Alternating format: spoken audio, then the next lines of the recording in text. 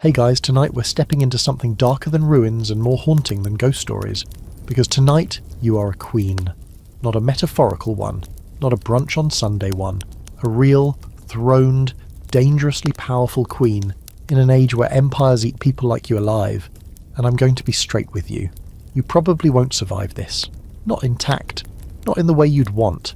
So, before you get comfortable, take a moment to like the video and subscribe, but only if you genuinely enjoy what I do here. Also, drop your city and what time it is in the comments. I always wonder who's falling asleep to Roman horror at 2 AM. Now, dim the lights, maybe turn on a fan for that soft background hum, and let's ease into tonight's journey together. You feel it before you hear it. The slow thunder of boots, the excited roar of the crowd, the scent of sweat and iron hanging heavy in the air. You're in the heart of Rome now, shackled, veiled, and prodded forward. They call it a triumph, and technically it's not yours. It belongs to the general who crushed your army, burned your cities, and handed your name to history. You're the trophy, the highlight. The grand finale of a war Rome has already forgotten how it started. You don't walk beside your equals. You're at the end of the procession, far behind the shining soldiers and snarling war elephants, dragged between half-naked slaves and looted treasures. The chains aren't just around your wrists, they're wound into your story now. They glint in the sun, gold-plated for the crowd's enjoyment, and they rattle when you stumble, a sound the children laugh at. Some of them throw figs, others just stare. The streets are claustrophobic with bodies, Romans drunk on victory, tourists from provinces you've never even heard of, all craning to get a look at the barbarian queen, whose kingdom dared to resist. They don't see a sovereign, they see a cautionary tale with mascara streaked down her face. Up ahead, the general rides his chariot, white horses rearing like myth. A slave stands behind him, whispering in his ear, "Remember, you are mortal." But nobody whispers that to you. Nobody has to. The mortality is written all over you, bruised, dishevelled, dusty from the roads of forced travel. You haven't slept well since your capture. You haven't dreamed since the night your palace burned.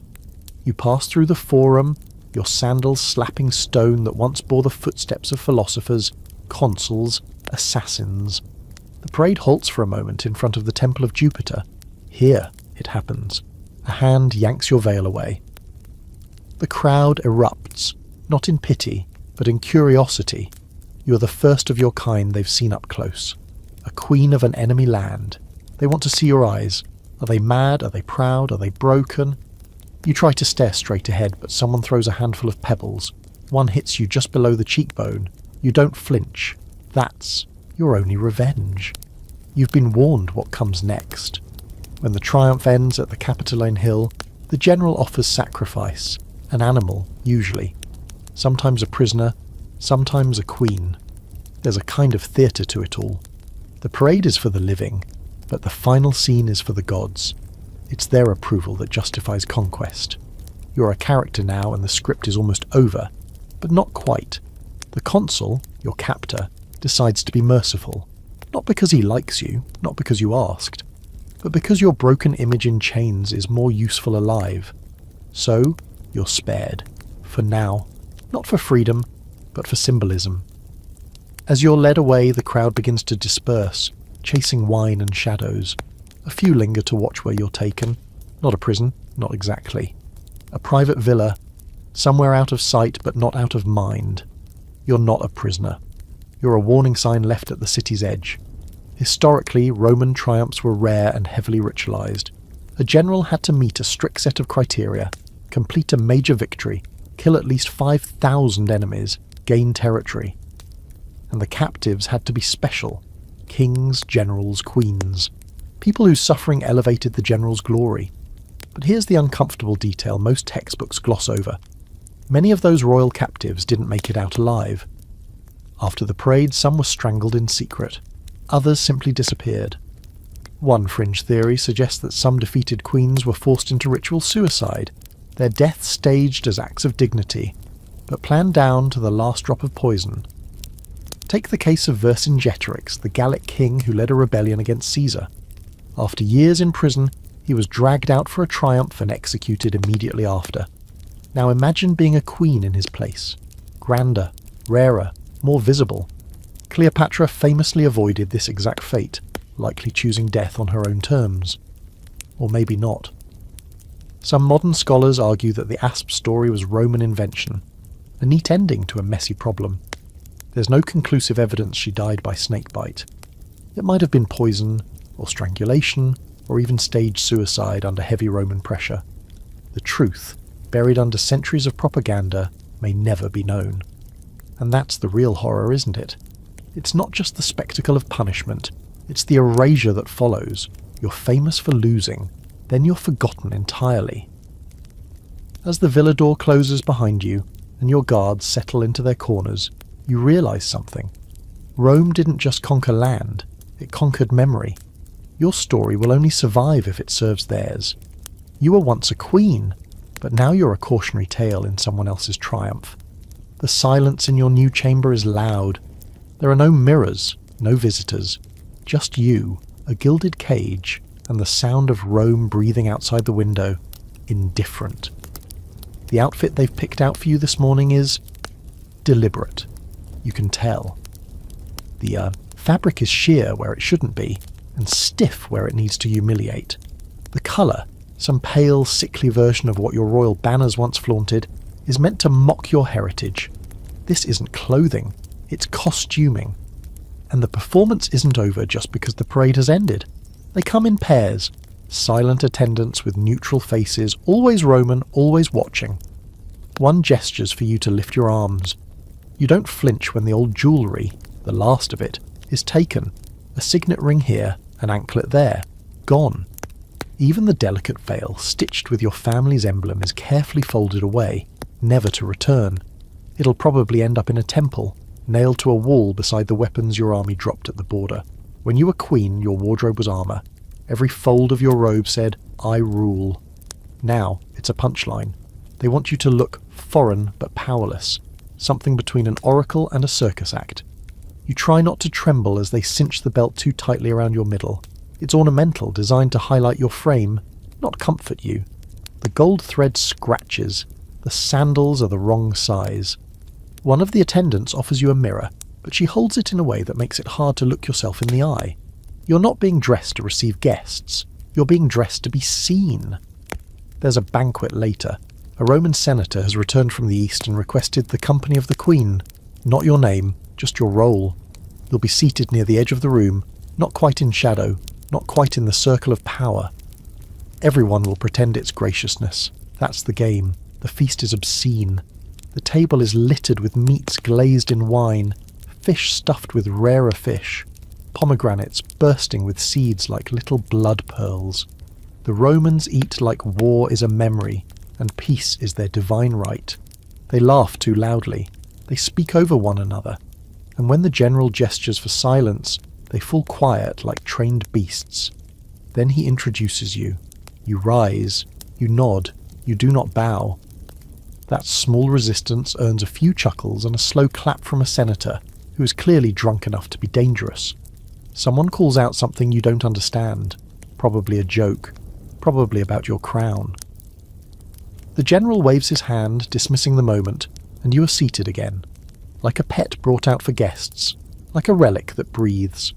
The woman beside you, a wife of some equestrian family, leans in to whisper. Her perfume is strong and sweet, like overripe figs. They told us your people wear their dead like perfume. Is that true? You blink. She means embalming spices, myrrh, incense.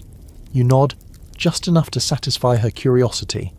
She nods back as if you've confirmed a delightful rumour. She turns to the man on her other side and begins describing it like it's a fashion trend. There's a kind of ancient cruelty in the way they romanticize your pain. Rome is very good at it. To them, you are both terrifying and decorative, a mystery that has been solved and mounted. Later, you're led to a garden, a private one, hemmed with laurel trees and carved stone benches. The general follows, no guards, just him and you, and the sickly sweet scent of overwatered roses. He doesn't speak at first, just walks, hands clasped behind his back. Eventually he turns. You held the city longer than we expected, he says. Long enough to be respected, not long enough to be remembered. You don't respond. What could you say that wouldn't be used against you? They're calling you the desert flower, he adds, amused. Poets are already writing verses about your fall. I hope you take that as a compliment. You don't, but you nod. That's the performance. You've learned quickly. Historically, this part was as important to the Romans as the conquest itself. The theatre of assimilation. Public punishment was only the first act. The second was optics. A conquered queen needed to be displayed, reshaped, and rebranded into something palatable. Someone who could appear in a painting, or better, on the wall of a bathhouse. One peculiar case is that of Queen Syra of Emesa. Ever heard of her? Probably not. After she was paraded through the streets, she was given Roman citizenship and renamed. For years, she lived in Rome under the title Domina Orientis, Lady of the East. It sounds elegant, like a promotion. But records show she was assigned a tutor, that her correspondence was screened, that her public appearances were choreographed down to the tilt of her head. A puppet with a pulse. Some historians argue that this process, this elaborate public redressing and display, was Rome's way of restoring order. They weren't just defeating people, they were domesticating them, which raises a fringe theory. Were these public banquets and stylized humiliations Rome's replacement for execution? Was living under constant surveillance, stripped of identity and dignity, considered a more useful death? You wonder this as you return to your chamber. The attendants help remove your costume. You ask if you can keep the veil. They hesitate, then slowly, they shake their heads. Not allowed. You sleep poorly again. The bed is soft, but the ceiling feels close, like it's pressing down. At some point in the night, you imagine your people, not conquered, but waiting. Just beyond the Tiber, holding their breath for a sign that you're still fighting. You cry, but not for long, and never where anyone can see. In the morning there will be new clothes, a new story to play along with, another senator to entertain. But tonight, for a few stolen hours, you let yourself imagine the sand under your feet, the sharp heat of your own sun, and the silence of home unbroken. Morning doesn't come with sunlight. It comes with footsteps, soft-souled, deliberate, too light for soldiers, too early for servants. You're already awake, of course. Sleep doesn't visit like it used to. It stops by, peers in through the window and moves on. You lie still, eyes on the ceiling, counting each step as they approach. The door creaks open, and the chamberlain enters without apology. "There's news," he says, and the way he doesn't make eye contact tells you it's not good. "Of Egypt." That name used to mean gold and incense and the slow glide of barges along the Nile. Now it sounds like a tomb being unsealed.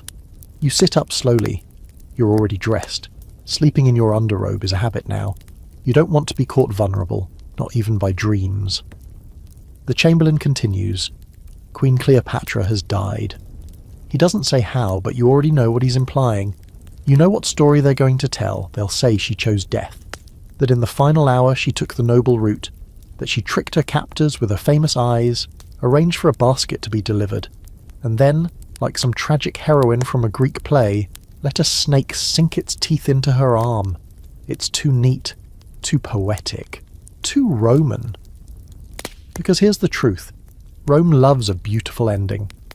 They couldn't parade Cleopatra through the streets. They feared her presence more than her army. They feared what she meant, a queen who seduced not one but two Roman leaders, a woman who ruled with intellect sharper than any blade, a goddess to her people. That kind of power doesn't get chained. It gets edited. You walk to the window.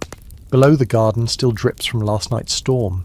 You can smell wet laurel and something else, some flower you've never been able to name. Cleopatra is gone, and with her a door has closed.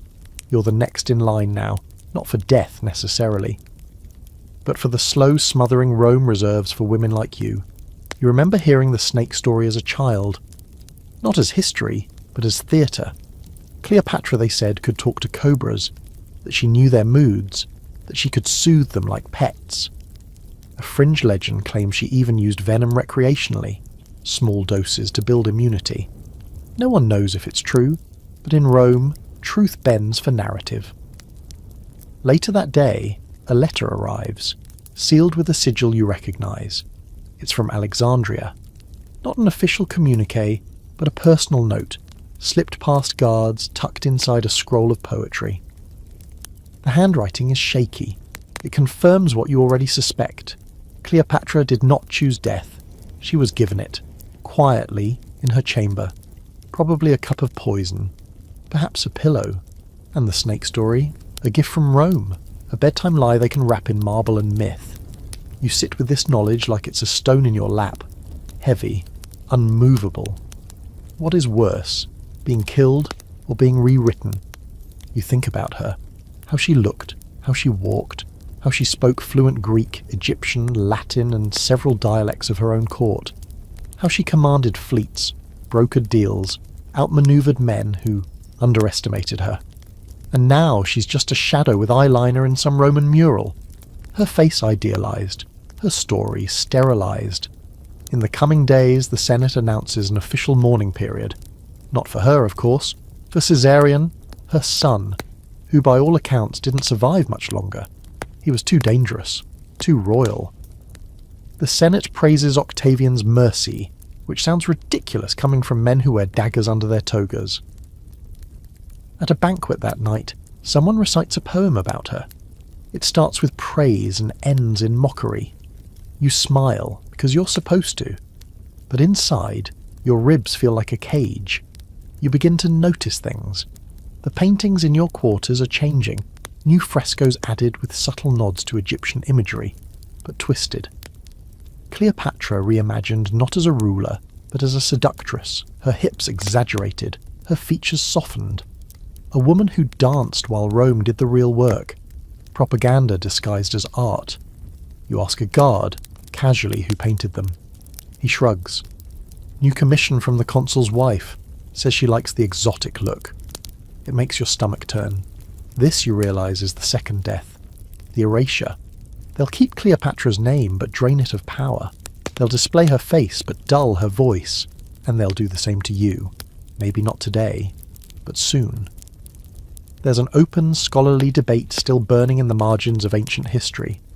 Did Cleopatra actually believe she could win against Rome? Some say she miscalculated, overestimated Mark Antony's loyalty, underestimated Octavian's ambition. Others argue she had no choice.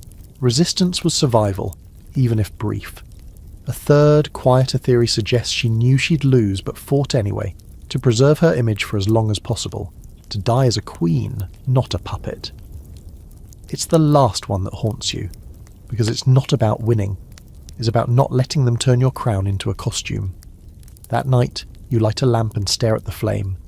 The attendants are gone, the villa is quiet, and for the first time since your capture, you speak aloud, not to anyone, just to the air, to whatever gods still listen. Not me, you whisper. You won't turn me into a painting. It's not a promise. You don't have the power to make those anymore. But it's a line in the sand, a reminder that you were once a storm. It starts with music, not the kind you dance to in your palace, surrounded by gold and whispering servants and air thick with spice. This is Roman music, harsh pipes and martial drums, echoing down stone corridors with no rhythm for joy, only for structure. You hear it before you see the procession, another triumph, another victory. Rome always has another victory. You're summoned to watch, not as a guest, not even as a participant this time, but as part of the scenery. There's a balcony set aside for women of royal interest. A gallery of conquered wives, sisters, queens. You arrive, veiled, like you're grieving, though what's left to grieve is unclear. You sit beside a woman draped in heavy Tyrian purple, the kind worn by Eastern royalty. She nods at you but doesn't speak. You've seen her before, in the baths, in the gardens. She walks with the quiet of someone waiting for a decision that's already been made. The drums grow louder, the ground starts to hum.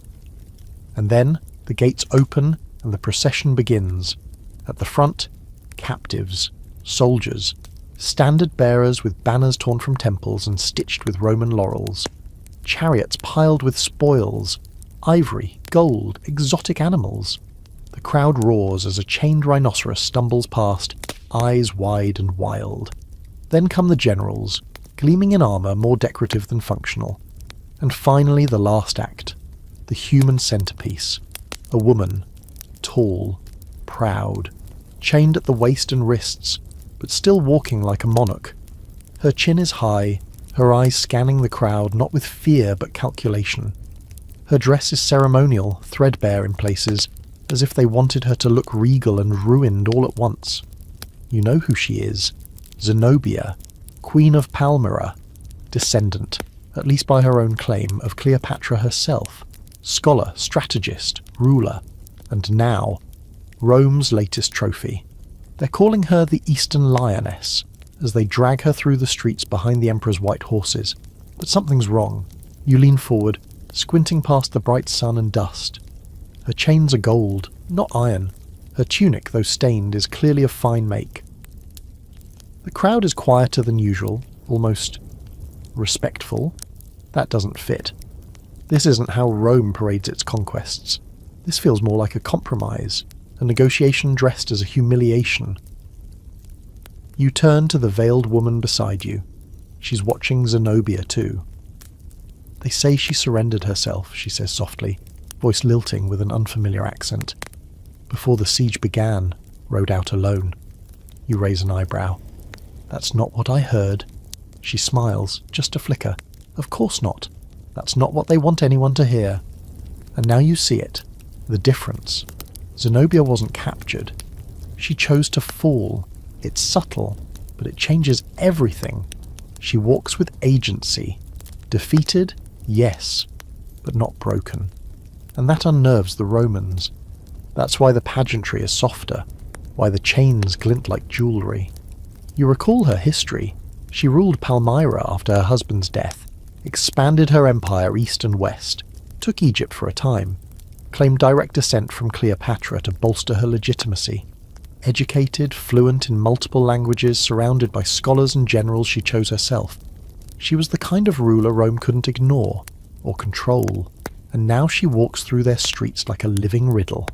Later that night, back in your chamber, you learn more.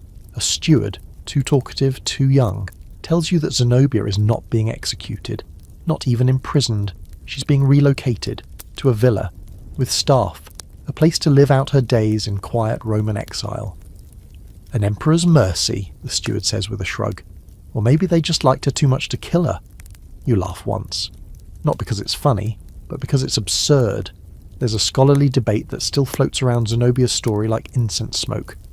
Did she really walk behind the chariot, or was it symbolic? Some ancient writers say she was chained and humiliated. Others say the chains were fake, a prop. There's even a fringe theory that she was never in the parade at all, but Rome added her to the records to inflate the emperor's glory. Because in Rome, power is perception. If the people see their enemy humbled, they believe the empire is unshakable. Whether it's true or not is beside the point. You wonder what Zenobia thinks as she eats her first Roman breakfast. Does she plan to escape? To write letters in secret? Or does she simply wait for the years to pass until she becomes a statue in someone's garden? You can't decide if her fate is better or worse than yours. In your dream that night, you walk through a Roman museum. Not a real one, but the kind your mind invents. Every room is filled with statues of women. Some you recognize. Some are missing their names. They all have the same expression. Distant, dignified, bored. You come to the end of the hall and see yourself, carved in white marble, draped in a dress you never wore. A plaque reads, Queen of the South, conquered, 34 BCE, honoured in defeat. You wake with sweat on your neck. They'll do this to all of you eventually. Turn you into something beautiful and hollow. It isn't until weeks later, during an early walk through the temple gardens, that you finally see what became of your throne. Not your literal one. No, that was probably melted down the night they breached the palace. But the symbol of it. The seat of your power. The woven meanings behind it. The things that made it yours. You weren't looking for it. You were following a path of marble pavers through a grove of imported fig trees when the path curved sharply, and there it was. A low stone platform flanked by 2 columns, raised just enough to catch the eye, centred in a manicured courtyard. Sitting on it, in full view, was a chair. No longer a throne. A chair now. Painted, burnished, polished. but unmistakable. The back still bore the carved eagle, its wings spread wide over the crest of your former house. You know that eagle. You commissioned it yourself. It's surrounded by planters now, a scenic spot for senators to sit and discuss irrigation projects or the dull complexities of grain quotas. You step closer, the guards letting you, probably out of curiosity or boredom. You kneel, slowly, pretending to examine a crack in the base, but really your hand brushes the edge of the seat, confirming what your memory already told you. This is it. Rome has a word for this kind of object. Spolia. The spoils. Not just gold or soldiers or land, but symbols. Thrones, statues, ceremonial swords, temple doors, all repurposed and displayed. Not because they're beautiful, because they say something. They say, we beat them. We own their gods. Their kings kneel before ours. This used to be a throne, now it's furniture, and that cuts deeper than any parade. You sit near it, not on it, never on it, and watch a group of toga-clad officials laugh and gesture wildly over cups of watered wine. You hear one mention your name, mispronounced. He chuckles at a crude joke you don't catch. The others nod approvingly. No one notices the chair. You wonder what's worse, being forgotten or being remembered wrong. Later that day you begin to catalogue, quietly. You make mental notes of where the other pieces of your world have ended up. The spear you once held in ceremonial processions now hangs on the wall of a dining hall, its blade dulled and lacquered to keep from rusting. The tapestry from your private library is draped behind a bust of some dead Roman official. One of your statues, stripped of its identifying inscription, stands near the garden pool, now said to be some Eastern goddess. They call it tribute. You call it grave robbing. This practice of spolia wasn't random, it was calculated. Rome didn't just take, it reassigned meaning. The goddess Isis, for example, was imported, reshaped, and folded into Roman religion. Temples sprang up across the empire, but her image was changed, softened, Latinized, stripped of its more dangerous implications. Her mystery cults, once feared, were tolerated so long as they didn't challenge Roman authority, and now you see it happening to your legacy. But here's a fringe detail few people talk about. Some of these pieces weren't just decorative, they were believed to hold power. It's said that in the Temple of Mars altar, Augustus placed the armour of Crassus, taken after his defeat in Parthia, as a kind of spiritual trophy to balance the scales, a charm of vengeance and closure. Other temples displayed relics of defeated kings, believing them to draw divine favour. Even thrones, some believed, carried the aura of rulership. So when they sit in your chair, they're not just lounging, they're stealing your memory 1 hour at a time. You remember vividly the day you were crowned. The incense thick in the air, the chants in the old tongue, the way the throne's wooden seat had still been warm from the sun. You remember how heavy the crown was, and how it left a dull ache in your temples long after it was removed. You remember that you never sat easily. You always held yourself upright, taught to rule from the spine up. There was dignity in that ache. Now there's just dust. A debate still smoulders in certain academic corners. Was Rome's use of spolia purely psychological, or was there a genuine belief in the transferred power of these items? Some argue it was magic disguised as policy. Others say it was political theatre, nothing more. But if you've lived it, you know. There's a reason they didn't just destroy your throne. They wanted to possess it, like a wolf dragging home a kill. That evening you're called to the atrium for a private viewing. A visiting dignitary from Africa wishes to see the Queen. You arrive as requested, robes ironed flat, veiled in soft linen. He bows, respectfully. A foreigner, not Roman, not yet. The conversation is polite, and then he asks, "Is it true you once ruled from a golden chair?" You pause. There's only one correct answer. "No," you say. "It was made of cedar, gold cracks in the sun." He seems satisfied. The Roman official beside him chuckles and adds, "It now graces our gardens." Of course it does. After they leave, you sneak out again, back to the garden. You wait until no one's watching and sit near your throne, still not on it, just beside it, fingers ghosting over the carved eagle. You close your eyes. In the darkness behind your eyelids, the world is hot and dry again, the sky wide and blue as a soldier's banner.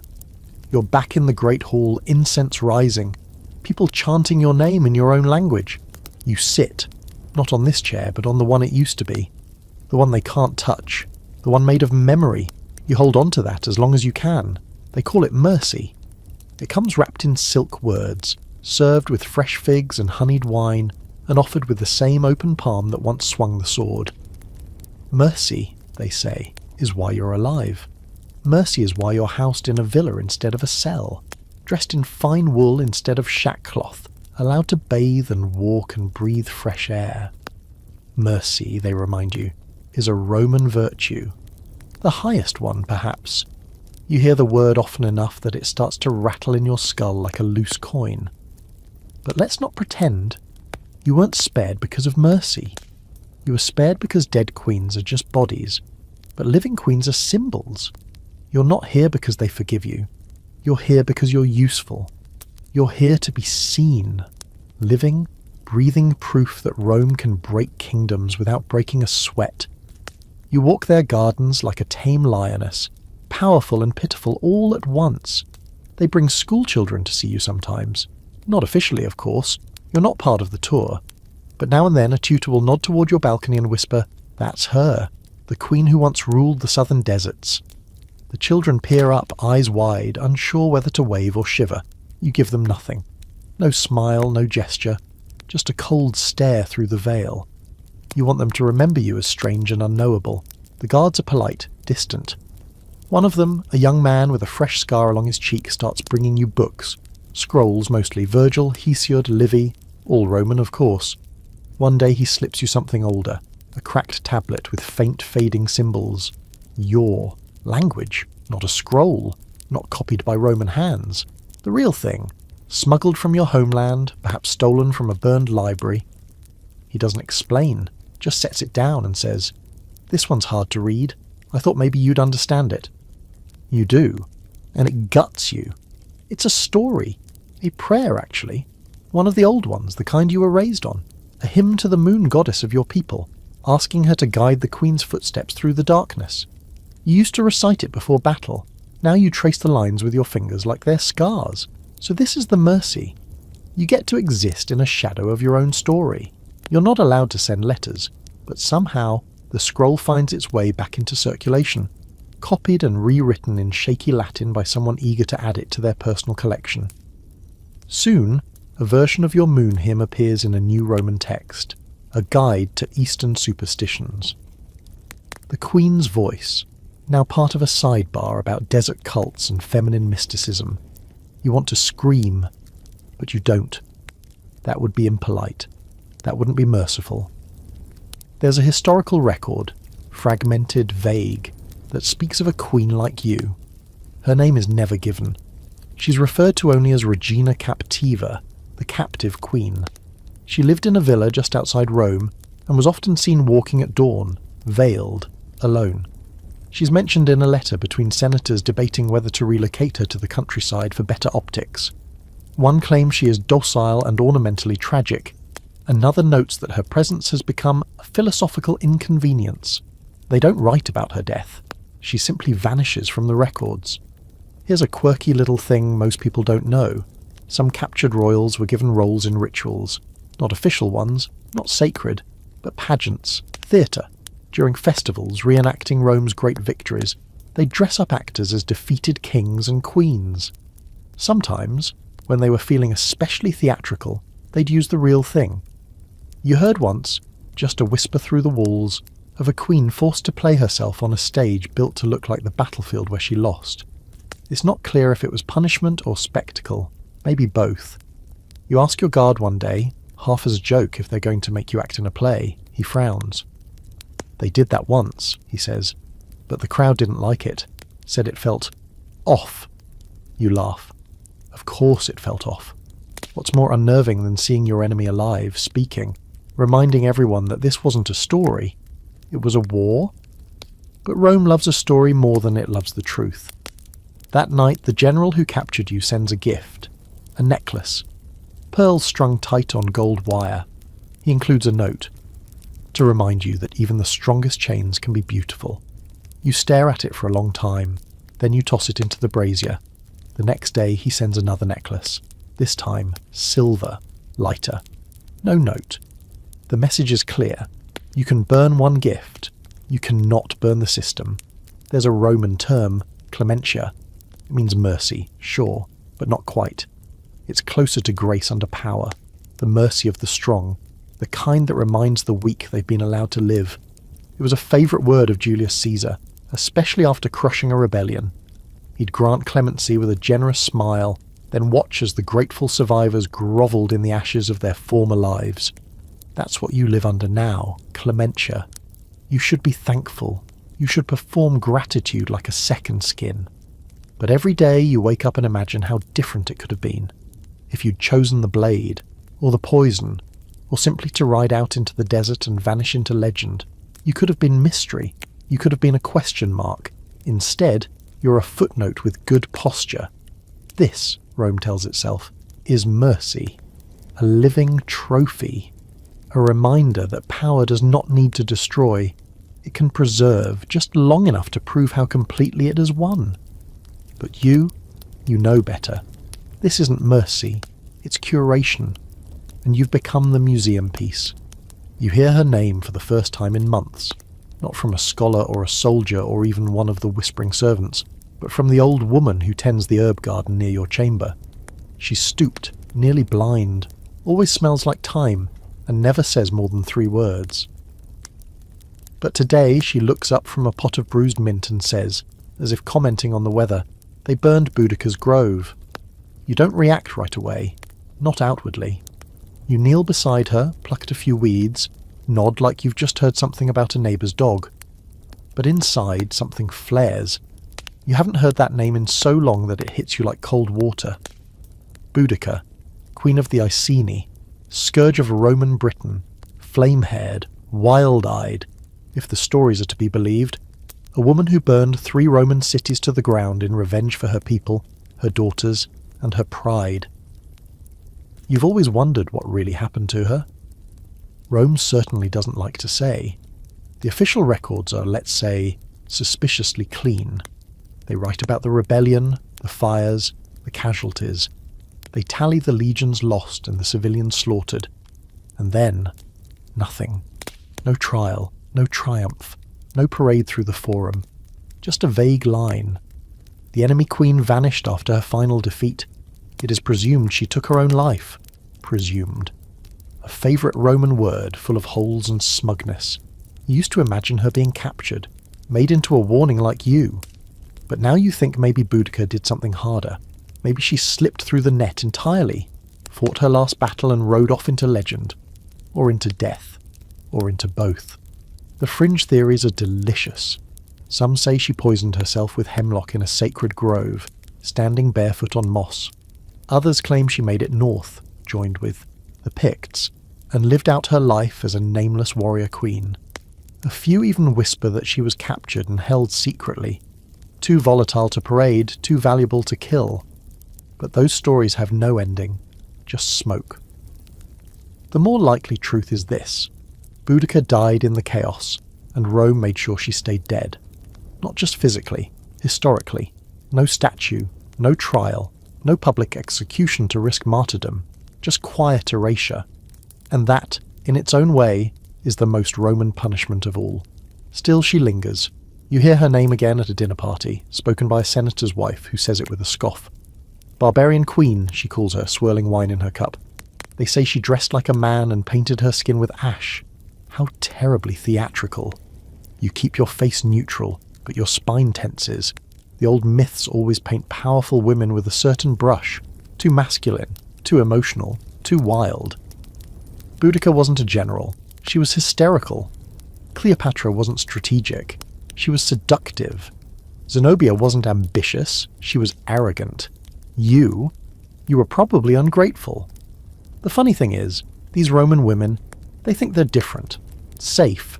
They talk about you and Boudicca and all the others like you're from another world. As if you didn't once sit at a council of war. As if you weren't raised on strategy, on statecraft, on the pulse of an empire. They think of queens as costumes, not systems. But you've seen Boudicca's ghost. Not in some dream. Not in the mist of a temple. but in the faces of women who dare to speak plainly in the wrong room. You saw it in Zenobia, chin lifted behind her golden chains. You see it in yourself when you meet your own eyes in polished bronze. Later that week you find a fragment of something tucked behind a loose stone in the garden wall. A scrap of parchment, faded, torn, clumsily hidden. It's a verse written in rough Latin with poor spelling. It reads, "She rose with fire, and we fell into it. She is ash. We are dust, but she burned first." You don't know who wrote it. A scribe? A soldier? Someone who survived the smoke? But it's about her, Boudica. No name, but the fire is there. You hide the parchment in your sleeve. It smells faintly of smoke and age. You press it flat under your pillow like a relic. It stays with you, that verse. You mutter it to yourself on your walks, in the bath, before you sleep. It becomes a kind of ward, a reminder that not all resistance ends in marble. Some ends in memory, unclaimed and dangerous. There's a debate, of course, among scholars. Was Boudica a queen in the formal sense, or simply a leader born of rage? Some argue she had no political legitimacy, only vengeance. Others claim she was crowned in the wake of her husband's death, her power blessed by tribal rites. A few say she was never meant to rule at all, that Rome's treatment of her daughters forced her hand. But history doesn't care much about nuance. Rome certainly didn't. She rebelled, she burned cities, she embarrassed them, so they erased her. But not quite. You know better than most that stories are hard to kill, and perhaps that's why they never paraded her. Perhaps they feared that even in chains she'd ignite something, the way a dying coal can still light a pyre, the way a woman standing tall, even while beaten, can become more than a body. She can become a spark. That night you sit beneath a fig tree and say her name aloud for the first time. Boudica. The word feels dry in your mouth, like dust, or smoke, or something sacred. You wonder what name they'll forget you by. It happens without a whisper, no fanfare, no shouted orders or clattering hooves, just a change in your schedule one day.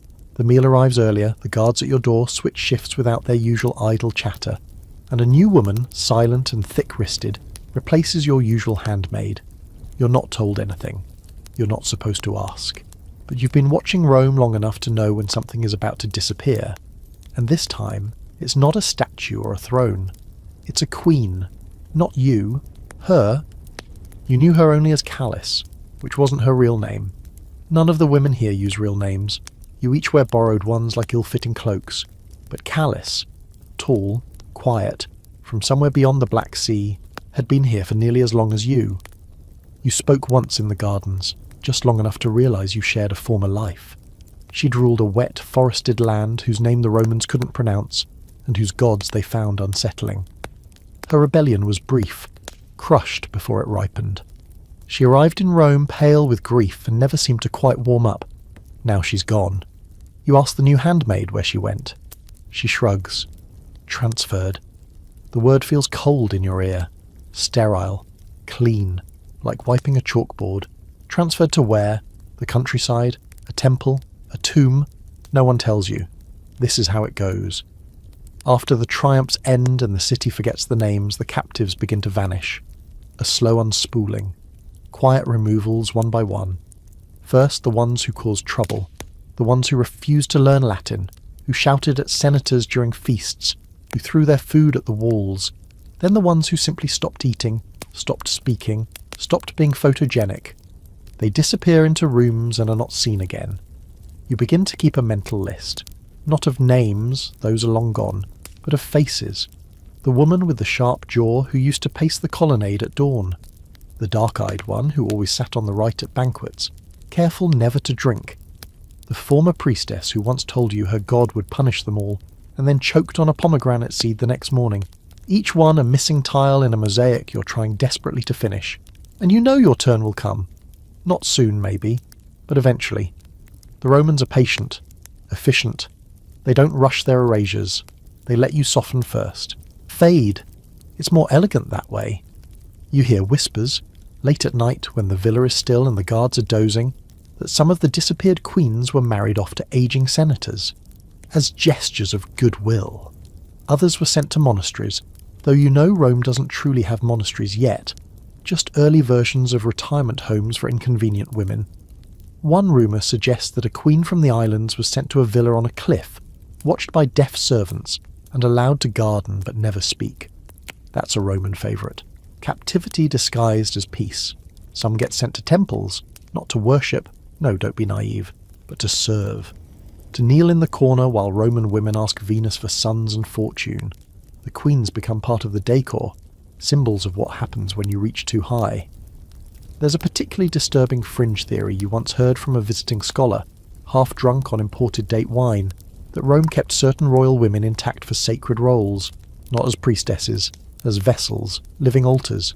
No proof, of course, no records. But the way he said it, with that little smirk, made your skin crawl. You wake in the middle of the night to silence so heavy it feels physical, and for a moment you think your time has come. You swing your legs over the bed, heart hammering, listening for movement. But there's only the distant splash of a fountain, the sound of Rome breathing in its sleep. In the morning your chamber is exactly as it was. The same slippers placed neatly at the foot of your bed. The same fruit, peeled and laid out in a bowl. A scroll left by your guard. Now the only one who speaks to you like you're still a person. You ask him directly, just once. What happened to Callis? He looks at you for a long time. Then he says, "She left Rome." You nod, so that's how they'll phrase it. Left. In your old kingdom, when a royal woman was exiled or executed, there were rituals, songs, grieving periods. The people would wear certain colours, speak her name aloud during festivals, even set a place for her at meals during mourning. Here, the forgetting is surgical. There's no shadow, no echo, just a clean break. There's a line in a Roman legal tablet about the fate of enemy captives. Qui devictate sunt, memoriae donatai. Roughly, those who are conquered are gifted to memory. Sounds poetic, doesn't it? But the truth is, memory here is a vault with a one-way door. Once you're gifted to it, you don't return. That day, your dinner is brought earlier. 2 guards stand by the door instead of 1. They don't speak. You sit and eat slowly, deliberately, chewing each olive until the pit clicks gently against your teeth. You will not fade. You will not go quietly. That night, you write her name down. Not Callis. Her real name. You scratch it onto the bottom of the wine vessel with a bone hairpin, over and over, until it carves into the clay. You don't know if anyone will ever find it. That's not the point. You just need it to exist. Because here's the cruel paradox. Rome's obsession with spectacle means your absence becomes more dangerous than your presence. Once they forget you, once they erase you, they lose control of your story. That's what they fear the most. Not rebellion, not even revenge. They fear myth. And you're getting very good at becoming one. It starts, as these things often do, with a name. A new one you didn't choose, dropped into your lap like a stray coin. It comes from a senator during a feast, drunk and chuckling, sloshing wine as he waves his cup toward you. Ah, our little Julia Orientalis. He says it with pride, like he's naming a ship or a racehorse. And the others laugh. You force a smile. You don't correct him. Because you know what this means. Rome has begun to adopt you. Not officially. You're not being handed citizenship or a villa in the hills. No one's giving you a place in the Senate, God's forbid. But this is how it begins. The slow creeping process of transformation. They rename you, rebrand you, fold you into their world like a new marble tile in a crumbling mosaic. A few days later, you're summoned to a new chamber, larger, with better light. And new robes are waiting, plainer than what you're used to, but unmistakably Roman in cut. Your guard, the only one who still treats you like you're real, stands in the doorway and watches. What is this, you ask? Honour, he says. Integration. You're being given status. The word curdles in your stomach. Integration. You know what it really means. Erasure in slow motion. You're escorted to a room you've never seen, where an older woman with pinched lips and ink-stained fingers waits. She introduces herself as Livia. No title, just the name. She's here to teach you how to move through Roman society, as if you haven't already learned, as if surviving the endless cycle of banquets and whispered mockery hasn't been the greatest education of your life. Still, you nod, sit, listen. Livia tells you that you'll be expected to attend public events soon, to offer a blessing at a festival, to smile at the right people, wear the right colours, praise the right gods, and, of course, go by your new name, Julia, a good Roman name, noble, historic, reassuring. You want to spit. You ask her casually how many other queens she's helped rebrand. Oh, not many, she says, flipping through a scroll. Most don't last long enough. You're one of the lucky ones. Lucky.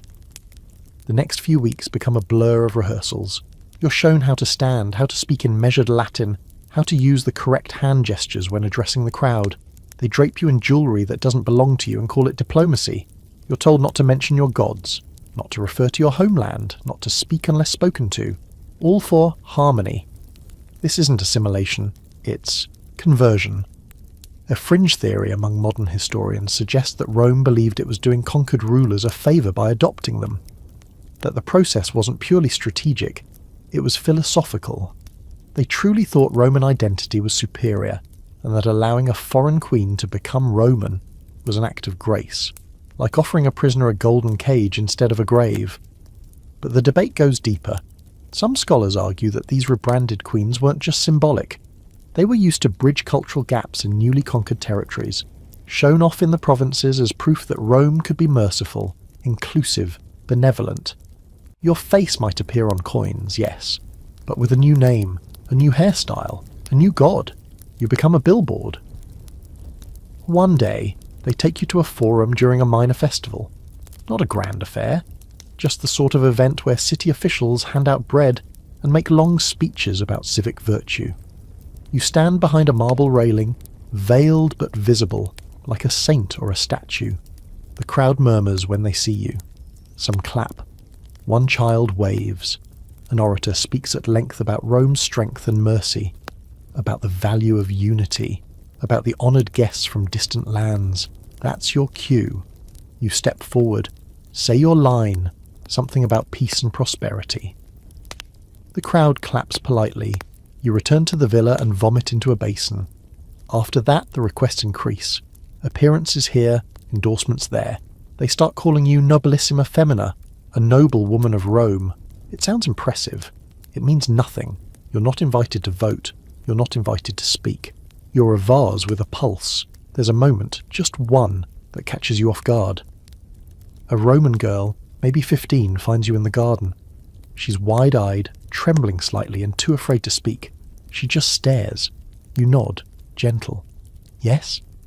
I read your story, she whispers. In a play. They said you were cruel. That you sacrificed children to the sun. You blink. What? She stammers. That's what the actor said. But I don't think it's true. I think they lie about you. Like they lied about Queen Dido. You crouch beside her, holding her gaze. And softly you say, what you read was not my story. That was theirs. She looks like she might cry. You want to tell her everything, but you don't. You touch her hand, briefly. Then she runs. And just like that, you understand something terrifying. The transformation is working. The new narrative is seeping into the stones, the scripts, the schoolchildren. Rome is not erasing you violently. It's doing something far more effective. It's rewriting you. Your language is banned from your own tongue. Your gods reduced to curiosities. Your face, painted in the style of Roman frescoes, with features softened and rounded until it barely looks like you at all. You hear your new name more than your real one. You start to forget what your voice used to sound like when you commanded an army. Some days you practice it in secret. Whisper to yourself the battle cries, the prayers, the laws, just to remember. You're still here, for now. But they are trying, piece by piece, to make sure when you die, there will be no one left to mourn you, only the statue they built in your place. They bring your son to you in the middle of the day, under an olive tree in the villa's shaded courtyard, as if it's just another polite meeting between guests. You weren't told he'd arrived. There were no trumpets, no heralds, not even a whispered warning from your guard. One moment you're alone, tracing the petals of a wilting chrysanthemum. The next, there he is, smaller than you remember. Older too, standing awkwardly between two Roman tutors in grey robes. He doesn't run to you. He bows. You want to weep at that. How thoroughly they've trained him. You rise slowly, your knees trembling with something that is not joy. He doesn't speak until one of the tutors nods. Then he recites a greeting, stilted and formal in Latin. His voice is unfamiliar, deeper, slower. It catches in the middle like he's not sure if he's allowed to speak freely. You take his face in your hands. You whisper his name. His real name, not the Roman name they've given him. He flinches at it. Not in fear, but in confusion. As if it's a sound from a dream he can't quite place. They tell you he's being educated in the tradition of Rome, that it is an honour for a foreign prince to study under Roman tutors. Rhetoric, mathematics, philosophy, statecraft. He knows more about Cicero now than about his own grandfather. They show you a list of his readings, as if that's proof of their kindness. You're meant to be grateful. But what you see is this. They've turned your son into a future governor. Not a king, not a rebel, a bureaucrat. You're allowed to walk with him. Supervised, of course. The guards keep a respectful distance, but they're listening. You talk about safe things, the weather, the fruit trees, the birds overhead. He names each one in Latin and offers their Greek equivalents too, like a clever little diplomat. You ask what stories he likes best. He says the tale of Romulus and Remus. You bite the inside of your cheek so hard you taste blood. That night, alone, you hold the robe he wore when he was still yours. Tiny, stained with saffron. You press it to your face and try to remember the last time he spoke your language fluently. You can't. The Roman method was never just about conquest through war. It was conquest through time. They didn't simply defeat their enemies, they absorbed them. And children were the easiest entry points. A conquered people might resist an occupying force, but they'd melt when their sons came home speaking Latin, dressed in togas, quoting Roman virtues. It happened in Gaul, in Numidia, in Parthia. It's happening now, in your own bloodline. There's a debate among historians. Was this education a kindness or a curse?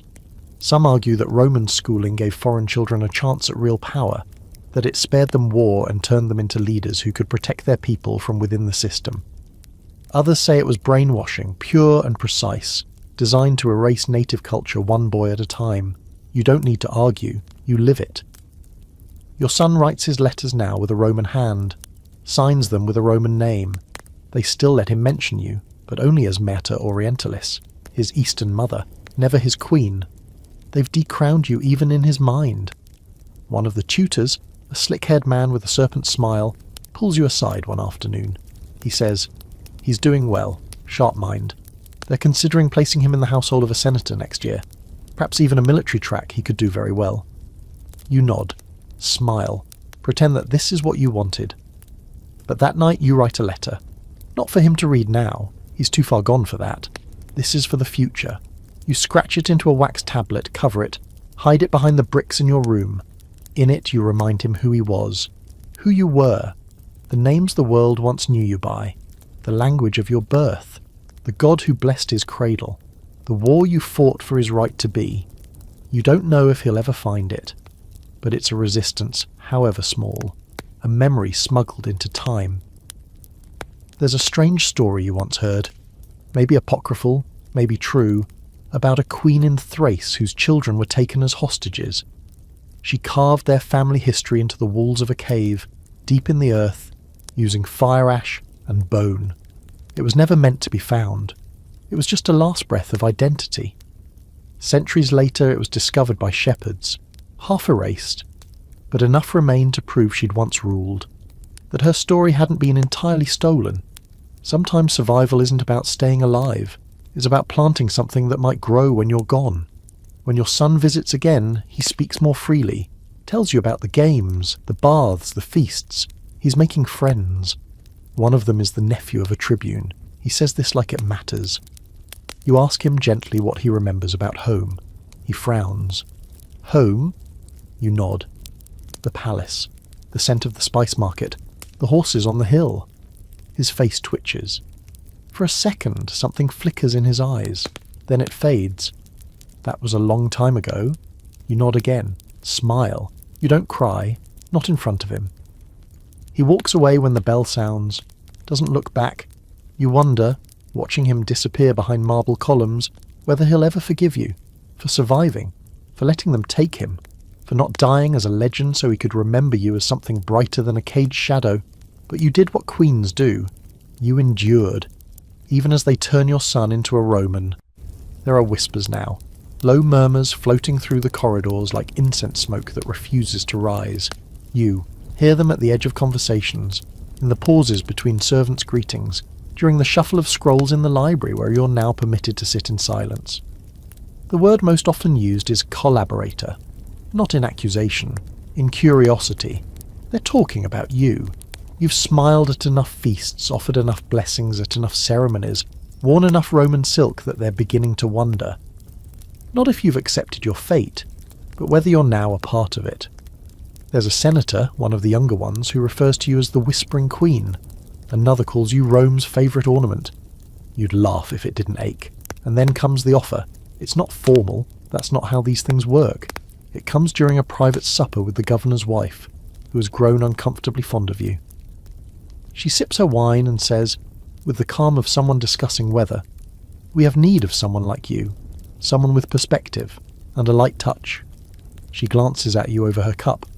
Someone who understands how to speak to the more reluctant parts of the empire. You don't answer right away. She doesn't press. But the next day, a sealed scroll arrives with a list of names and a request for your insight. Not commands, not demands, a request. You laugh, soft and bitter. They've finally realised you're more valuable alive and useful. They want you to become a liaison. Not officially, of course, your role won't carry a title. But behind closed doors, you're to offer guidance on cultural matters, to translate, advise, interpret gestures, offer opinions on how best to pacify certain provinces, where to build temples, which sacred festivals to tolerate, what punishments would cause the least unrest. In short, they want you to be their voice in the minds of the people they've crushed. You stare at the scroll a long time before deciding, because you know what this is. It's not trust, it's utility. You're no longer just a symbol. They're grooming you into a tool, and part of you considers it. Not for ambition, not for favour, but for access. If they let you inside the system, you might be able to do more than just survive it, maybe even subvert it in small, quiet ways, so you accept. At first, it's mundane. You're asked whether a conquered tribe would be more insulted by an altar's placement on a hill or in a valley. You're given symbols from other regions to identify. You're asked to interpret dreams by some senator's wife convinced she's being haunted by foreign gods. But over time, the questions sharpen. They begin to ask you about leaders, names of potential threats. Which ones are charismatic? Which ones have armies? Which ones pray too loudly? You lie. Strategically. You inflate the importance of the safe ones. You downplay the dangerous ones. You steer their attention toward men who have no interest in rebellion, and away from those who burn for hit. You leave names off lists. You subtly change dates. Nothing obvious, just enough to misdirect. It's dangerous work. If you're discovered, they won't parade you through the streets again. You'll vanish like the others, one more ghost in a city of shadows. But you do it anyway, because this is your rebellion now. There's a historical theory, rare, disputed, that suggests some conquered queens acted as double agents, that they served Rome on the surface but worked in secret to undermine it. One such woman is only referred to in scattered inscriptions, Domina Duplex, the double lady. It's unclear who she was. Some say she was Iberian, others insist she was Gallic. But records link her to a sudden string of supply shortages and political miscommunications in at least 3 provinces. Then she disappears, just gone, no trial, no mention in triumphs. You wonder if they found her tablet, if they burned it, or if, like you, she tucked it somewhere only time could find. Your guard notices the shift in you, the slight change in posture, the way your eyes flick to maps for a beat too long. "You're doing something," he says one evening. "Something dangerous," you shrug. "Aren't we all?" He doesn't report you, not yet. You learn things too. Who's truly in power, which generals are stretched thin, which governors are soft, which temples are ripe for scandal. You collect these facts and hide them away like stolen gems, not to use today, but for when you need them. You begin to write again, carefully, code hidden in prayers, allegory disguised as poetry. One scroll praises the goddess Minerva for protecting the silent wolf among sheep. Another includes an invented myth about a caged phoenix that refuses to burn. You start leaving them in public places, Temples, bathhouses, tucked behind statues. Just stories. Just harmless little tales. But you hope someone reads them and understands. It's a long game, a quiet war. No armies, no swords. Just you, your mind, and the machine of the empire grinding slowly around you. And maybe that's the part Rome never understood. Queens don't stop ruling when their thrones are taken. They adapt. They infiltrate. They survive. They bring the marriage proposal as if it's a gift. It arrives on crisp parchment, sealed with blue wax and carried in by a young man with breath that smells faintly of ink and ambition. He bows low, says your Roman name, Julia now, always Julia, and places the scroll in your lap like it's something sacred. The note is short, formal. It lists the titles of the man in question, his family's prestige, his connections to 3 consuls and 1 priestess. It mentions his land holdings, his age, his kindness, his tolerance for foreign wives. You sit there and stare at it for a full minute before you laugh. Not the polite kind, the real kind, the hollow one that slips out when the absurdity curdles in your throat. The young messenger looks confused, but you wave him off. Thank him, you say flatly, for his generous consideration. You don't need to ask if this is optional. Of course it's not. The governor's wife visits the next day, smiling too broadly, cheeks flushed with fake excitement. She speaks of duty, of honour, of transitioning into Roman society. She says, "You've done so well, and this would be the final step in your transformation. It would show that you belong here." That word again, belong. You ask about the man. She says he's older, yes, but respectable. A widower. He owns a villa in the hills and has no sons, no heirs. He's looking for companionship. And you? Well, you're still very beautiful. You press your lips into a line. Queens don't scream, not where they can be heard. There's a long, long history of Roman men marrying foreign royalty. They call it diplomacy. What it is, most of the time, is domestication. You remove the crown, put her in a nice villa and make her a wife. Not a political prisoner, just a woman who married well. Her bloodline becomes Roman. Her children speak Latin. Her legacy dies quietly in a garden with a good view. And here's the cruel part. Sometimes it works. There's a fringe theory about a Dacian queen who married a Roman governor after her kingdom fell. She took his name, bore him 2 children, and disappeared from history. But 2 generations later, one of her grandsons rose to the Senate, a full citizen, wealthy, influential. Some say she planned it that way. Others say she had no choice. Maybe both can be true. You're given time to consider, but not much. Your guard watches you more closely now, not in suspicion, just in anticipation. Like he's waiting for your answer too. He doesn't speak of the marriage, but he begins to address you with more formality. He says lady instead of you. He stands straighter, as if you're becoming respectable.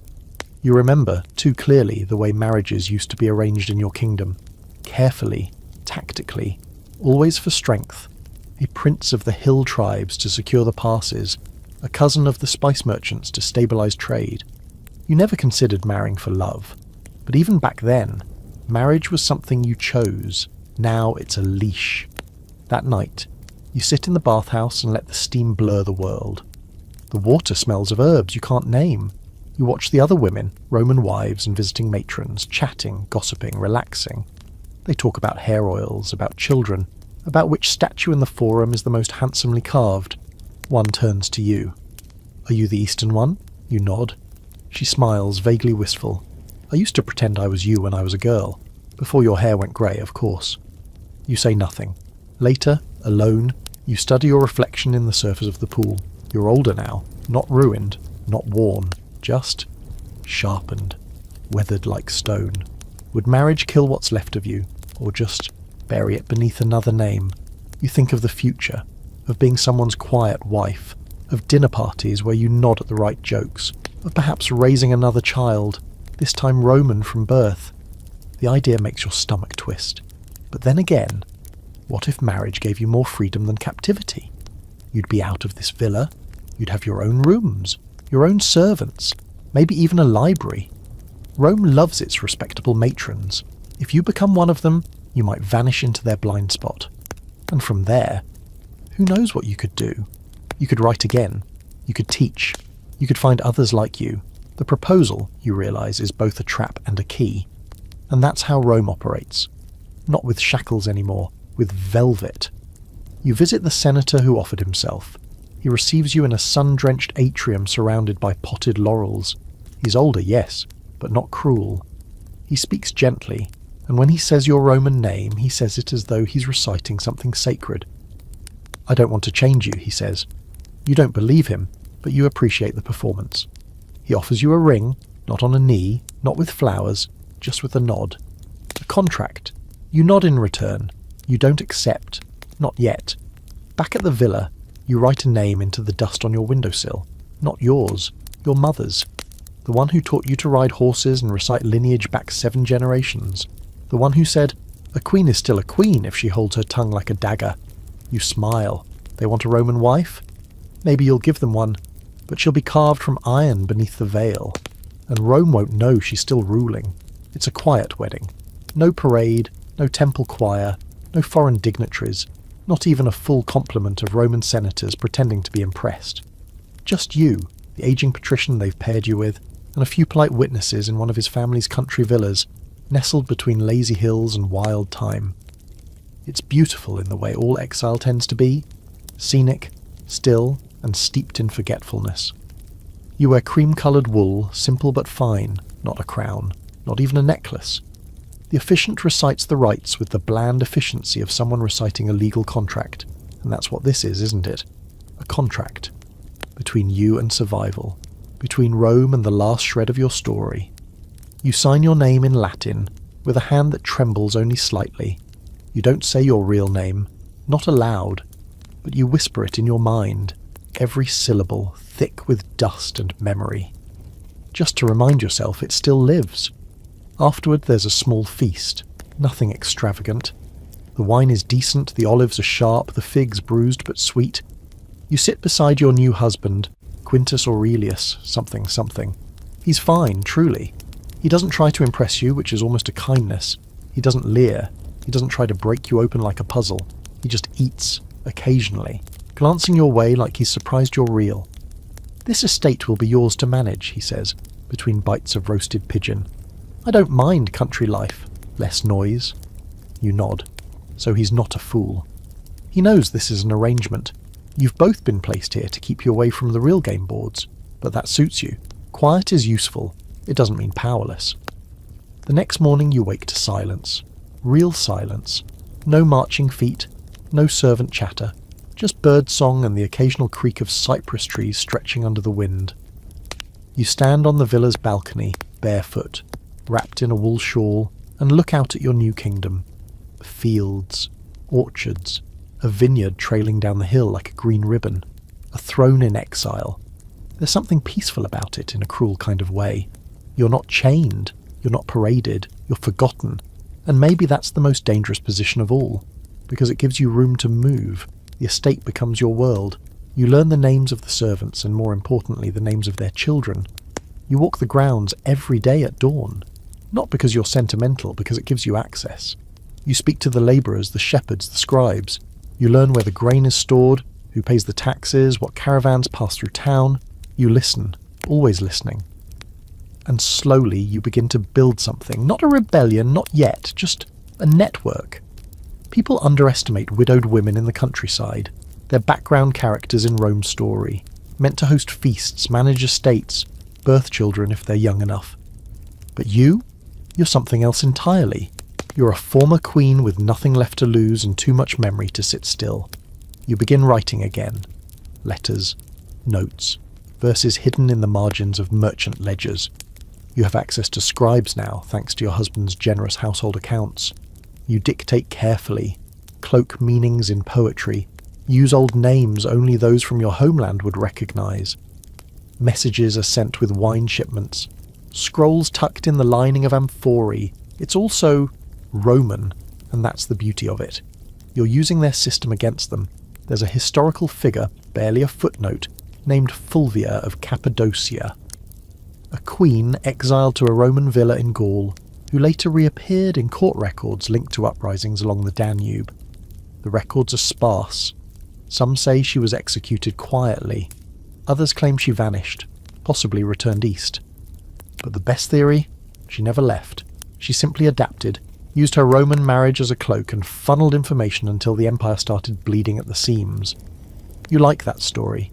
You hope it's true. Your husband leaves often. That helps. He visits Rome for senatorial sessions, though he rarely speaks during them. He's one of those men who enjoys power as a concept but has no taste for its sharp edges. You don't mind. He sends gifts. He writes you dull, affectionate letters. He's a good man who will never understand you, and that is his most useful quality. The villa staff begins to trust you. You treat them with respect. You speak to them in their own dialects when you can. You remember birthdays. You mourn with them when their mothers die. One night, a steward brings you a scroll from a traveller, someone who remembers your father's court. You don't open it right away. You hold it to your chest for hours. It feels like holding fire. Inside is a list of names, disguised as poetry, each one someone who is still loyal to your line, scattered, hidden, but not gone. You begin to dream again, not of war, not yet, but of return, of rising, not like a fire, but like a tide.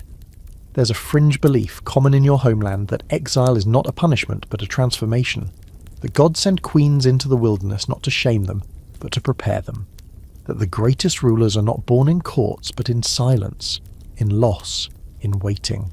You cling to that, and in the quiet of your borrowed villa, with a Roman silk on your shoulders and foreign soil under your feet, you sit not as a wife, but as something older, something patient, and very much alive. There's a statue of you now, not that they say it's you. Of course not. That would be too direct, too impolite for Roman sensibilities. No, this is a symbolic representation, a marble figure installed in the villa's inner courtyard, unveiled during one of your husband's more performative homecomings. It stands tall and dignified, draped in layers of fabric that cling artfully to hips and shoulders, one arm raised in some vague gesture of wisdom or blessing. The sculptor has taken liberties, of course. The nose is sharper, the mouth smaller, the hair arranged in neat Roman waves instead of the proud braids you once wore in battle. You stare at it for a long time. It does not look like you. It looks like the idea of you filtered through someone else's myth. "What do you think?" your husband asks, puffed with pride, like he's just given you a child or a temple. You tell him it's beautiful. You don't tell him that your stomach twists when you look at it, because you know what this really is. It's not a tribute. It's a taming. They've turned you into a goddess, not one to be worshipped, but one to be contained. You, immortalized in stone, eyes cast upward like you've surrendered to a higher power, namely Rome. This is the part where your legacy gets carved. There's a pattern here if you watch closely. Rome doesn't just defeat its enemies, it repackages them. They've been doing it for centuries. They took the Carthaginian goddess Tanit and called her Dea Celestis. They turned Egyptian Isis into a fashionable cult stripped of her original thunder. Even enemy leaders are reimagined. Vercingetorix, the rebel, becomes Vercingetorix, the noble savage. Mithridates, the poison king, becomes a cautionary tale. Every threat gets flattened, softened, recast in marble with just enough dignity to be palatable, and none of the edge that made them dangerous in the first place. Now it's your turn. They're starting to write about you. Not you as you are. You as you've been reshaped. You find a scroll in your husband's study, an early draft of a historical account. It refers to you as the modest Eastern consort, a woman of great poise and virtue, whose foreign beauty was matched only by her willingness to accept Roman customs. You nearly laugh yourself sick. Modest, willing, accepting. They've taken your silence for consent. They always do. Later you hear that the statue's image has been copied, replicated for the atrium of a bathhouse in Rome, not as you, of course, but as a personification. Pax Orientalis, the peace of the East. A figure meant to reassure Roman citizens that the wild lands beyond the sea have been calmed, civilized, chained. The sculptor even added a little Roman eagle tucked into the folds of the gown. Charming. There's a debate among modern scholars about this particular trend, how Rome so effectively absorbed the imagery of the conquered. One camp says it was political brilliance. a soft power strategy, making the foreign familiar. Others argue it was spiritual theft, stripping meaning from sacred symbols and using them like wallpaper. A more radical theory posits that Rome didn't see it as theft at all, that they believed they were elevating the foreign by Romanizing it. You know better. You remember what your own temples looked like, the cold stillness before the rituals began, the scent of burning myrrh curling into the rafters, the way the priestesses moved in silence, barefoot and straight-backed, eyes painted not for beauty but for meaning. You remember the statues there, carved by hands that knew you, that carved your gods with reverence and not revision. Now you sit beside your own likeness and feel like a ghost. One day, a Roman girl visits with her mother. She stares at the statue for a long time before turning to you. Is she real? You pause, then nod. Yes, she was. The girl frowns. What did she do? You lean down, looking her in the eyes. She tried to save something. The mother laughs lightly and ushers her away. Later that evening you scratch a mark into the base of the statue. A small one, invisible unless you know where to look. It's your name, not the Roman one, the real one, pressed into the stone like a whisper in a hurricane. You do not pray to the gods of Rome, not anymore, but you leave offerings anyway, small tokens placed beneath the statue when no one is watching, a sprig of rosemary, a few grains of salt, a drop of your own blood, not because you believe the statue has power, but because you need something to carry the weight of your memory. You begin keeping a record, secretly, a hidden chronicle, not in Latin, but in your own tongue, tucked between pages of legal documents and recipe scrolls. You write the true version, not the marble version, the one with teeth. You describe your fall, your chains, your rage. You write the names of the others who vanished. You write of Cleopatra, of Boudica, of Zenobia, of the nameless queens who walked beside you in silence. You write of Callis. You write of your son. You write so that if anyone ever dares to dig through the ruins, they will find something raw. Not a statue, a scream. The first time you see yourself in a mosaic, you nearly choke on a piece of pomegranate. It's in a guest house, some coastal estate your husband insists on visiting during the hot season, where the sea breeze makes his aging knees ache slightly less. The place is full of art, as most Roman villas are, every surface crammed with declarations of wealth and taste. Painted ceilings, imported tiles, statues with smug mouths. You expect the usual: Bacchus with a wine jug, Mars with a spear, Venus lounging in a scallop shell. But there you are, not named, not labelled, just there. A woman in foreign robes, sitting on a throne made of ivory and pearls, her skin pale but sun-warmed, her eyes cast downward as though contemplating something ancient and sad. Beside her is a lion, not a roaring beast, but a curled, passive creature, resting at her feet like a well-fed hound. Her hands are folded. She is serene, majestic, and nothing like you. A child runs past and points at it. That's the Peace Queen, he says. She tamed the lion with her mind. You sit very still. Your husband doesn't notice the resemblance. Or maybe he does and chooses not to say. It's not the kind of thing you discuss openly, not anymore. But it's happening. You feel it, deep in the pit of your stomach, that creeping transition. You've become imagery, not biography, not history, design. It spreads quickly. A few months later, you hear about a new mural in the baths of Ostia, featuring a queen robed in starlight, holding the hand of Aroma herself. They're calling it Harmony from the East, and you know it's you. The pose, the jewellery, the way the artist captured your hair, your pre-approved Roman version of it, of course. You realise they've begun to treat your image the same way they treated your throne. Looted, polished, and set in place as decor. But here's the trick. They don't call it you, not directly. They never do, because naming you would acknowledge you. And Rome doesn't acknowledge, it absorbs. You wonder sometimes if Cleopatra would have hated this or laughed. She was always so aware of her image. She made herself myth while she was still breathing. You didn't have that luxury. You were too busy trying not to die. But now you've been turned into a symbol anyway. A version of you, calm, wise, conquered, exists in bathhouses, atriums, libraries, everywhere but in truth. And the women, Roman women, They love you. They copy the drape of your robes, the tilt of your chin, the soft arch of your painted eyebrows. You hear one say at a gathering, "It's very Eastern Queen this season," while pointing at a golden shawl. Another compliments your sandals, not realizing they're patterned after your childhood priestess slippers. You're fashionable now. A trend. One of the housemaids proudly tells you she's naming her daughter after the mural lady. You nod, because what else can you do? The girl will grow up hearing stories of the gentle queen who soothed lions and taught Rome to love incense and quiet wisdom. She'll never know that the woman in the picture once screamed in a battlefield fog, barefoot and bloodied, teeth bared against men in polished helmets. There's a quirky detail that scholars still debate about ancient Roman depictions of Eastern women, specifically queens. In art, they often appear seated or reclining, always composed, always still, never in motion, never shouting. It was a visual strategy. Make the foreign feminine, make the feminine passive. It turns queens into furniture. But the contradiction runs deeper, because while your image is everywhere, your voice is still nowhere. The scrolls they distribute, the poems they recite, the histories they write, none of them include your words.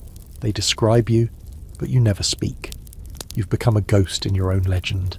And yet, you're still here, still breathing, still aware.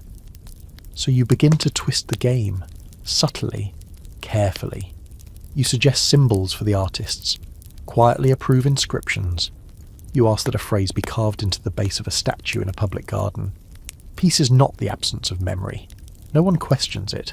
It sounds noble, safe, but you know what it really means.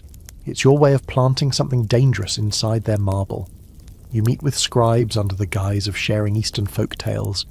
You dictate stories full of veiled resistance, clever queens who fake their deaths, women who rule in secret, spies hidden in silk. They lap it up, of course. Exotic tales from the defeated East. They don't realize they're reading code. You're not the only one. You begin to spot others in the art. Quiet nods. A queen of Nubia rendered with a scar above her eye. A symbol her people once used for divine insight. A Sarmatian warrior queen with her sword lowered but her foot on the back of a wolf. Someone's been slipping subversion into the stone. You're not alone. Rome thinks it owns your image now, but every time they copy it, they spread something you've chosen. Something not theirs. Your husband doesn't notice. He's busy hosting senators and dreaming of a legacy. He commissions another statue of you, this one even taller. It's placed by the eastern gate of the estate, meant to greet guests with serenity. You stand beside it during a harvest festival, smiling for the guests, nodding like the proper Roman lady they all believe you are. And inside you think, you don't even know what you've built, do you? You're not a ghost in the machine. You are the machine now, and your image, wrong, distorted, abused, is also your weapon. Because long after you're gone, long after your bones are dust beneath foreign roots, your face will still be there. Painted on walls, chiselled into stone, echoing through the marble halls of a city that thought it could forget you. They write a play about you. You find out by accident as usual. One of the house servants brings news from the city, casually, like gossip, while refilling your wine. They've been performing a new tragedy in the Forum Theatre about the Eastern Queen, she says. Very dramatic, everyone dies. Then she laughs, unaware of what she's just handed you. You wait until nightfall, then send a message to your husband's steward in Rome, asking for a copy of the script. No explanation. Just a simple request, written in your neat Roman hand. 3 days later, the scroll arrives tucked between receipts for olive oil and papyrus. You lock your door before you unroll it. The play is called The Moon and the Lion. A heavy title. Predictable. You brace yourself. And then, there it is. It opens with a queen in mourning. She walks barefoot through the ruins of her city, ashes in her hair, robes torn in elegant ways. She speaks in poetry. Every line is a monologue about fate, regret, or misplaced pride. She has no name, just the queen, her enemy, a noble Roman general who naturally falls in love with her. She resists at first. She curses the gods. But by the second act she begins to soften. He sees her pain. She sees his honour. There's a scene in which they sit beneath a fig tree and recite Virgil. Eventually she surrenders, Not just politically, but romantically. They're married. There is a feast. And then, of course, she dies. Not in childbirth or war. No, she poisons herself. A final act of self-sacrifice to save her people from a rebellion she didn't mean to inspire. Her last words are, "Better a statue than a sword." The crowd weeps. Curtain falls. You reread it 3 times, each time feeling the acid rise higher in your throat. This is what they've made of you. A tragic lover. A noble loser. A graceful warning. Someone to cry for and then imitate at a costume party. Not a queen. Not a rebel. Just a lesson. You want to laugh. You want to scream. Instead, you walk to the mirror and study yourself. They've made you into fiction. Now you'll make fiction into fire. There's an old trick from your childhood, used by travelling storytellers, those clever women who move between villages pretending to be dream interpreters or herbalists. They'd hide truths inside the shapes of tales, disguising facts as riddles. You remember one, especially. A story about a queen who turned herself into a falcon to escape capture, but left her shadow behind to keep watch.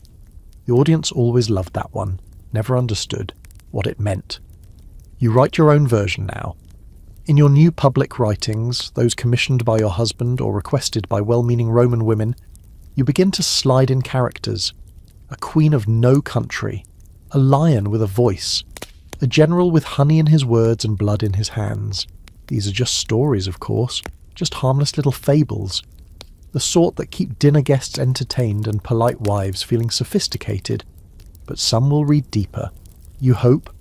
You learn that the actor playing the Queen in the Moon and the Lion is a former slave, now a rising star in the city. Her name is Livia Minor. She performs the role with such grace that Roman girls have begun copying her walk. You send her a gift, a gold bangle in the shape of a coiled snake. You don't send a note. She'll understand or she won't, and the play keeps spreading. They stage it in seaside towns, then in Gaul, then farther. Everywhere Rome has planted a theatre and a senator's son with too much time. The lines get misquoted, the costumes get brighter. Eventually there's a new ending. In one version, the queen marries the general and lives. In another, she betrays him and is executed to thunderous applause. And so it begins. The disassembly of your story into fragments, some tragic, some comic, all false. But that's not what haunts you. What haunts you is that these versions might outlive the truth. There's a debate among modern historians, scholarly, dusty and academic, that questions how much of history was actually shaped by theatre. Some claim Roman plays were mere entertainment, not influential. Others argue that the stage was Rome's most potent weapon, not swords, not laws, but stories. That when Rome wanted to kill a legacy, it didn't burn the records, it rewrote them, recast the villain, adjusted the lighting. You now live in a world where your story is being retold nightly to applause, where your image is divided between statues and scripts, your real voice replaced with poetic sighs. You once said a queen is not a woman with power, but a woman with memory. So you begin hoarding it. You gather letters, fragments, oral accounts from travellers. You bribe scholars to bring you censored maps. You learn who still speaks your tongue, and who only pretends. You start building a counter-history, layered and hidden, buried within the folds of fiction. A secret library of you.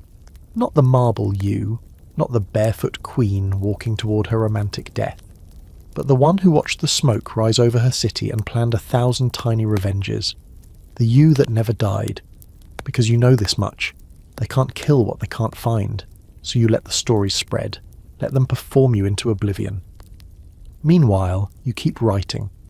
You write a version of the moon and the lion that ends differently.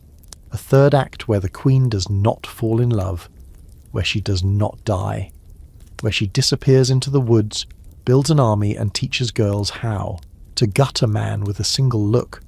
You don't publish it. You leave it in a jar buried under the statue of Pax Orientalis. Maybe someone will find it, maybe they won't. But either way, you've placed the match. Let the fiction burn. It always comes back to the East. No matter how far you push yourself into the folds of Roman life, into its villas, its language, its pale cuisine, and its endlessly grinning statues, you cannot escape the gravitational pull of where you came from. And what's worse, neither can they. Rome is obsessed with the East, not just for its silks, spices and perfumes, but for its queens, its women, its stories. The further east you go in Rome's imagination, the more exotic and dangerous you become. They've created an entire aesthetic around it. You start seeing it everywhere now. In fashion, women drape themselves in gauzy fabrics, wear gold circlets across their brows, and paint their eyes into exaggerated lines. They call it Eastern glamour. A senator's daughter wears sandals with bells on the straps and says it makes her feel like a desert princess. You want to laugh, or maybe scream. She's never seen a desert. She's never heard silence so wide it feels like God breathing. She's never buried her father with dirt so hot it sizzled under her fingernails. To them, the East is fantasy, and you, whether you like it or not, are now part of it. At a banquet, a young nobleman, barely old enough to grow a beard, leans in close and asks if it's true that Eastern queens sleep on beds of rose petals and bathe in milk. You stare at him for a long moment and say, "No, we bathe in blood and the tears of fools." He laughs, assuming it's a joke. You do not smile. You begin to realize that Rome doesn't fear you as a person anymore. They've defanged you. What they fear is the idea of you. The potential that another queen, from another eastern land, could rise and burn their world to ash. So they try to control that fear by turning it into art, into fantasy. They wrap you in veils and keep you in gardens, hoping the mystery will replace the memory of the sword. There's a long-standing pattern in Roman culture of painting Eastern women as seductresses, mystics, or monsters. Rarely anything in between. Cleopatra is still the standard, equal parts siren and sinner. They can't seem to talk about her without mentioning how she dressed or whom she seduced. Zenobia, too, is reduced now to a cautionary tale, brilliant, beautiful, but arrogant. They say she reached too far, that she forgot her place.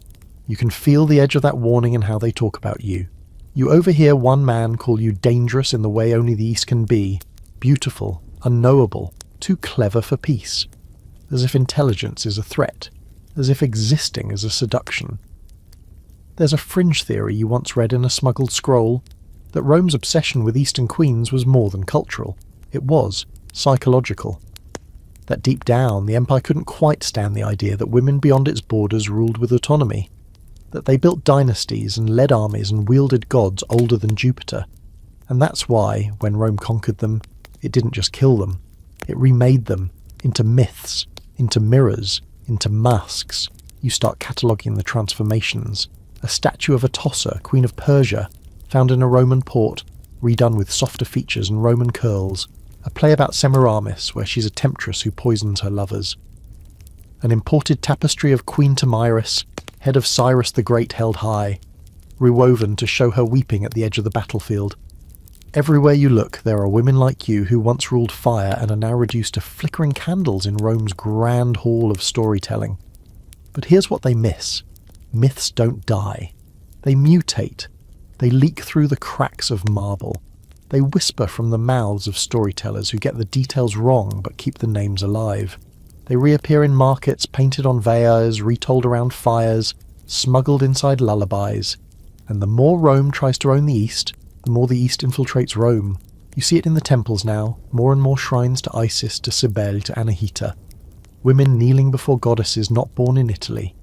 You see it in the marketplaces where perfumed oil from your homeland is more valuable than gold. You see it in the bathhouses where Roman women trade recipes for your people's spice blends and argue about which colour of silk is most authentic. They want you out, and yet they want to be you. It's a strange kind of power. Perverse, yes, but power nonetheless. And you begin to use it.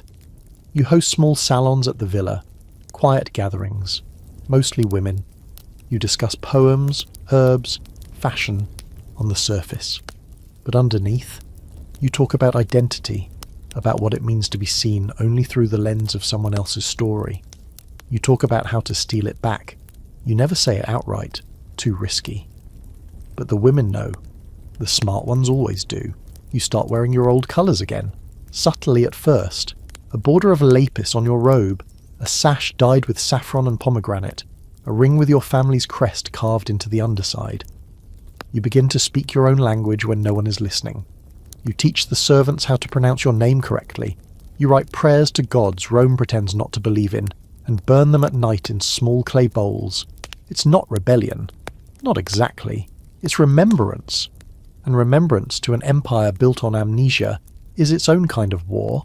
You're no longer their queen, not in the records, not in the law, but you are still the East, and they can't stop looking.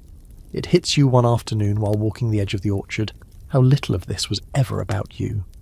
Not really. Not your choices, not your armies, not your gods.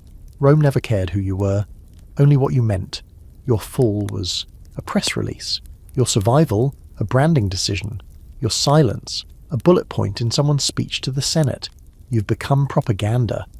The word doesn't exist yet in Latin, not exactly, but the machinery is already running.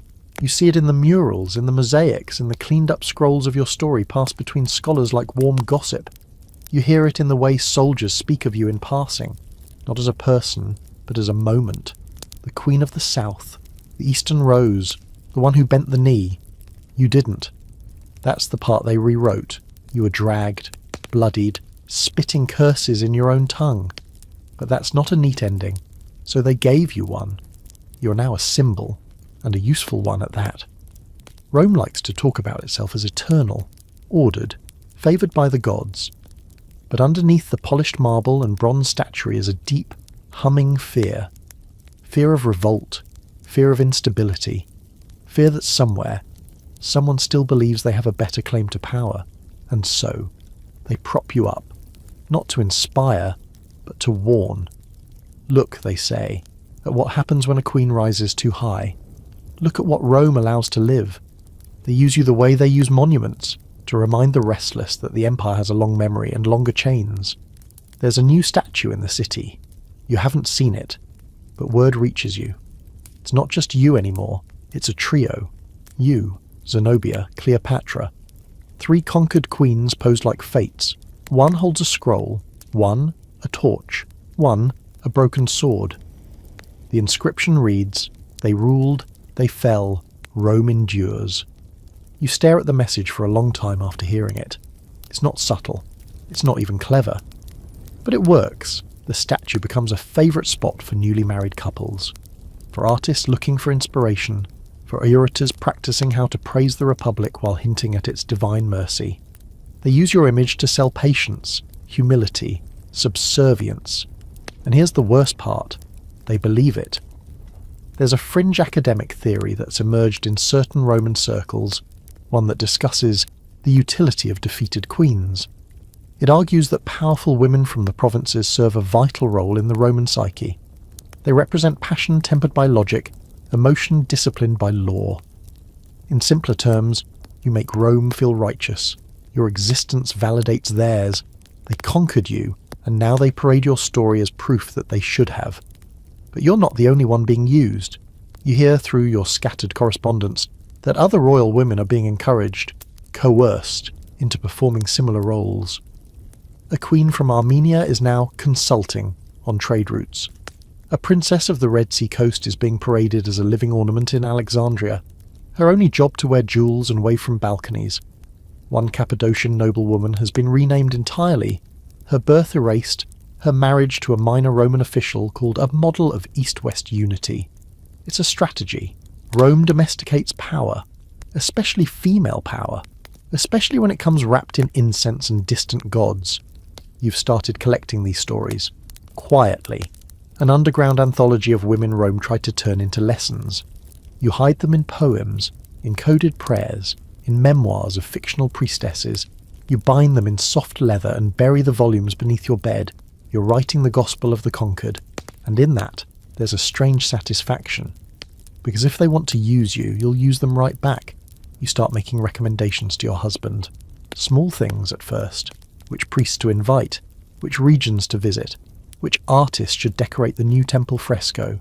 He listens, because he's clever enough to know you see things he doesn't. Soon people begin saying, "The senator's wife has taste. She understands harmony. She's a bridge between cultures." They're still using you, but now you're steering the ship. Your next move is bolder. You sponsor a play. Anonymously, of course. It's set in a fictional kingdom, ruled by a queen who's never named. She's clever, strategic, underestimated. The play ends not in defeat, but escape. She leaves behind a double, vanishing into myth, gathering her strength for another day. Audiences love it. They call it refreshing, subversive. There's talk of remounting it in Rome. Someone even suggests it might be based on you. You don't confirm, you don't deny, you just smile. Later you receive a letter from a young woman in Syria. She saw the play and recognized the truth. She signs it simply, Daughter of the Dust. She says she's building a school in your name, a secret one, for girls. You cry when you read it, for the first time in years. That night you walk through the vineyard as the moon rises round and golden. You whisper the names of the women Rome tried to silence, one by one, like beads on a string. Some are real, some you've imagined. All of them are yours. They've made you into propaganda. But propaganda cuts both ways. You were supposed to be a warning, but now you're becoming something else. A manual. They call it fashion. What they're doing to your memory. They drape themselves in fabrics dyed the same red you once wore to war. They line their eyes like yours.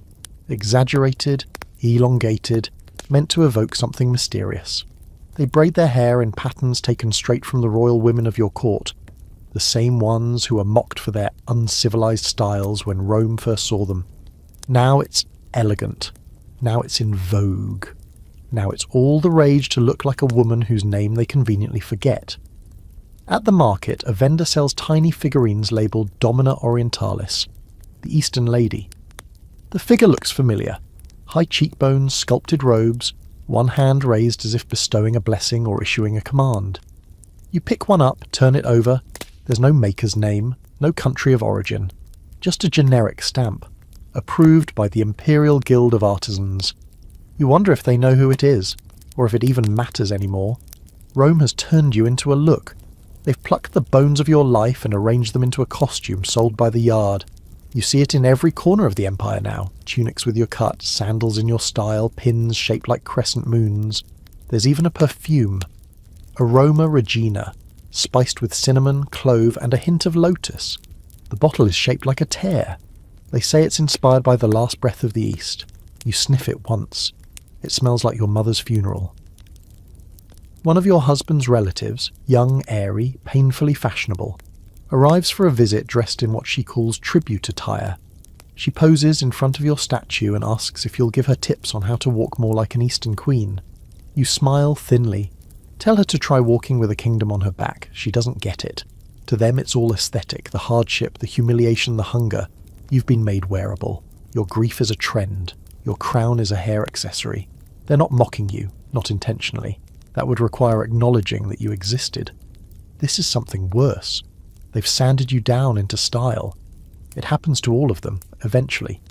You see echoes of Zenobia in the silver-threaded belts women wear to feasts. You see Cleopatra in the milk baths that are now marketed as beauty essential. You hear whispers of Boudica every time a Roman noblewoman refers to herself as fierce. Rome has a genius for commodifying what it fears. A scholar visiting from Carthage tells you, after too much wine, that this kind of trend is the highest compliment.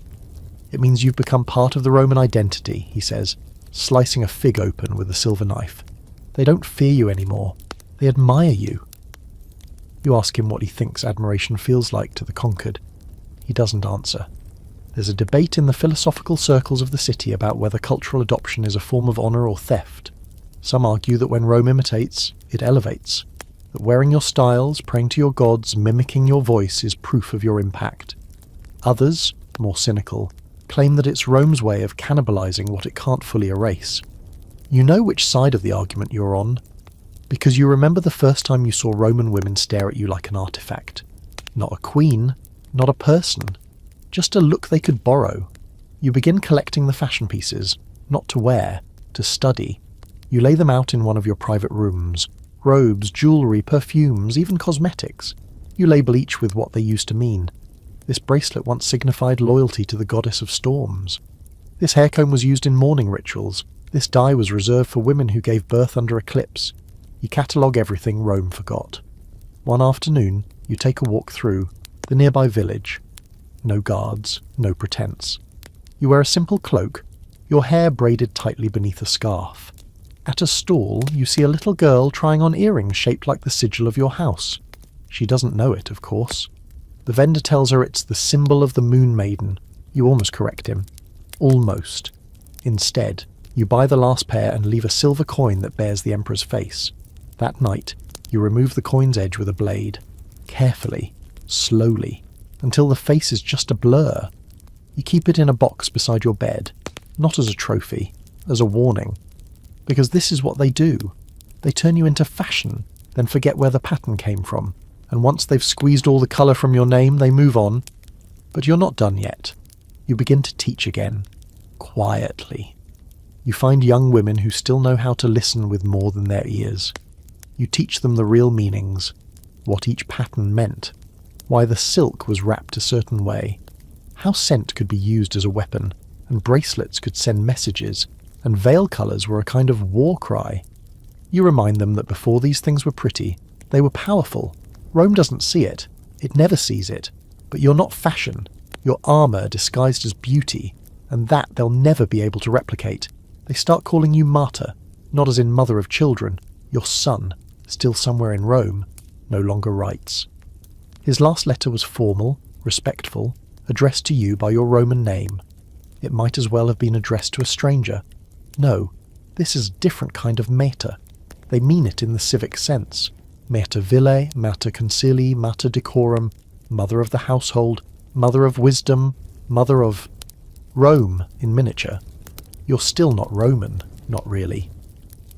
But now you're motherly, which is almost better. It's palatable, comforting, useful. A foreign queen rebranded not as a threat, not as an ornament, but as a caretaker of Rome's sensibilities, of its fashion, of its femininity. You've survived conquest, remade yourself, and now they want to wrap you in soft language like gauze, like a bandage on a scar they hope won't show. It's almost impressive, the way they've evolved your image. You started as a prisoner, then a curiosity, then a whisper, then a style. Now you're advice. Young wives come to you with their troubles. They ask how to host better, how to walk with dignity, how to quiet a husband's temper without raising their voice. They want to know what kind of incense you burn, what kind of wine makes a man kinder, what kind of prayer convinces the gods to bless a womb. You give them the truth, but only in pieces. You tell them rose water for calm, jasmine oil for strength, a braid wrapped right over left to ward off betrayal. You mix old rites with new logic, slip your mother's wisdom in under a Roman gloss. They think it's exotic, charming. You let them. You smile as they imitate you. Because what they don't know is that you're still shaping them, just not with armies. There's a Roman girl named Flavia who visits often. Too often. She's bright, curious, always scribbling things in her little wax tablet. She wants to learn about your old court, the dances, the rituals, the food. You indulge her, up to a point. She asks if she can write a history of your people from your perspective. You raise an eyebrow and ask, would they read it? She shrugs. They might. If I call it my evenings with the Queen? You laugh, not unkindly. You remember being her age, full of plans, full of questions. But here's the quiet truth. You've become valuable again. Not because of who you are, but because of how you appear. To the Romans, there's something elegant about an aged queen who's survived. They think your story has softened. They think your fire has gone out. And in that misjudgment, they begin to let you into rooms you were once locked out of. Rooms where real decisions are made. It starts small. Your husband asks your opinion more often. He mentions your name in letters to colleagues. My wife believes the eastern markets may shift soon, or the Lady Julia has observed unrest among the traders. You speak sparingly at feasts, and when you do, people listen. Your words are quoted, repeated, embellished. You become known as someone who understands the subtler aspects of diplomacy. A queen-turned-counsellor. And still, you write. Not openly, but consistently. You write fables, dialogues, scripts for imaginary plays. You hide real advice in the mouths of fictional characters. You seed your strategies in the mouths of wise old women and clever slaves and wandering priestesses. You build a world inside these scrolls where power wears 100 veils, and you name each one after a part of your lost kingdom. There's a quiet theory, whispered among the servant class and lower scribes, that the Lady Julia, or whatever her name once was, has the ear of the gods, that she sees further than she speaks. Some call you Sibylla, others call you the Silver Fox. You hear the names, you let them grow. Meanwhile, you pay attention to trade routes, to food shortages, to the prices of tin and grain. You know when a province is likely to boil over before the governors do. You begin sending anonymous predictions through trusted hands in disguised handwriting. Some are warnings, some are recommendations. Most come true. No one suspects you. Not really, because queens don't make maps anymore. Mothers do. You think often of your own mother, of how she ruled. Not with declarations, but with dinners. Not with armies, but with alliances. She once ended a border conflict with a wedding gift and a series of very carefully timed rumours. You remember how people dismissed her, until they realised everything they did was something she'd already planned. You wonder if that's where this is all leading. Not a throne, not anymore, but influence. There's a fringe record, rare, debated, of a queen in exile who became the adoptive mother of a Roman emperor, raised him in her house, taught him to speak softly but strike suddenly. He never spoke her name in public, but when he became ruler, he passed a law protecting the languages of conquered peoples. Scholars argue whether she existed. You know she did. You wonder if that's your path now, maybe not as an empress, but as something longer lasting, a mould, because empires fall, statues break, names fade, but influence lingers. It slips into the next generation, then the next. Until someday, a Roman girl paints her eyes with coal and says it's just tradition, never realising she's carrying you in her bones. That's what you are now, not a prisoner, not a queen, a seed. Word count, 1 to 1 1 1. Awaiting continue. Section 21. You hear the word again, mercy, and it stings even more now than it did when you were first dragged through the forum in chains. Back then it was offered like a prize. Rome's mercy, magnanimous and theatrical, granted to you in exchange for everything. But now it's used in a different tone, a casual one, an afterthought. You've become the poster child for benevolent conquest, a living proof of Rome's claimed virtue, a walking reminder that, yes, this is how merciful the empire can be to its enemies. You're tired of hearing the word. They say it when they point to you at feasts. See how Rome shows mercy. Even a queen sits among us. They say it when they quote lines from plays that never existed before your capture. Little flourishes like, she drank defeat like wine and found it sweet. They say it in scrolls etched by men who never saw you fight, never heard you speak your own language, and now credit your entire survival to the grace of the state. They never mention your intelligence, or your restraint, or the 1,000 tiny decisions you made to stay alive in a place that wanted you destroyed, but didn't want to get blood on the marble. They call it mercy. You call it calculation, because what they did wasn't mercy. It was management. You were spared not out of kindness, but out of strategy. A dead queen is only useful for a week, long enough to parade, to display, to provoke a statue or a story. But a living queen, she can be used for years, as a symbol, a lesson, a whisper, a veil of respectability covering conquest. Rome's mercy is a museum, quiet, curated, full of glass walls and wrong names. You start noticing just how often the word appears in speeches. A new general thanks the gods for their mercy and victory. A senator praises the emperor's mercy in allowing local traditions to remain, after replacing half the priests and installing Roman taxes. A plaque is unveiled in the forum of a conquered city with the inscription, "Rome does not destroy. Rome redeems." You want to carve the truth into the stone beneath it. Rome does destroy, but slowly, quietly, with manners. You receive an invitation to a celebration in the capital, an anniversary of some ancient treaty between Rome and a minor kingdom long since swallowed whole. Your name is listed among the honoured guests, with a line that reads, "The Queen of the South, now a daughter of Rome." You almost tear the scroll in half, but instead, you attend. You wear a simple robe, not the ceremonial kind, nothing gold, nothing exotic, just pale wool. Your hair is pinned Roman style, your jewellery is modest. You look like what they've always wanted, a woman who's been civilized. At the banquet, they seat you beside a visiting dignitary from the Far East. His eyes linger on you longer than necessary, not with desire, with recognition. He sees past the robe, past the gentle posture. You nod, just once. He nods back. It's the only honest moment of the entire night. They raise toasts to peace, to victory, to mercy. You raise your cup, sip, and wonder what they would have done if the roles were reversed. If Roman cities had been burned, their temples gutted, their gods renamed, their sons sent to distant lands to be taught foreign virtues. If a Roman queen had been marched in chains, renamed, and made into a fashion icon for the same people who burned her kingdom, would they still call it mercy? There's an open debate among scholars, still is, about whether Rome truly believed its own rhetoric. Some argue it was all a front, a convenient costume for conquest. Others insist the empire genuinely saw itself as the world's civilizer, that it thought it was saving the people it conquered. The truth is probably somewhere in between. Empires are good at lying to others, but even better at lying to themselves. You walk the edges of this lie every day. You hear whispers now, of rebellions simmering in provinces that were declared pacified decades ago.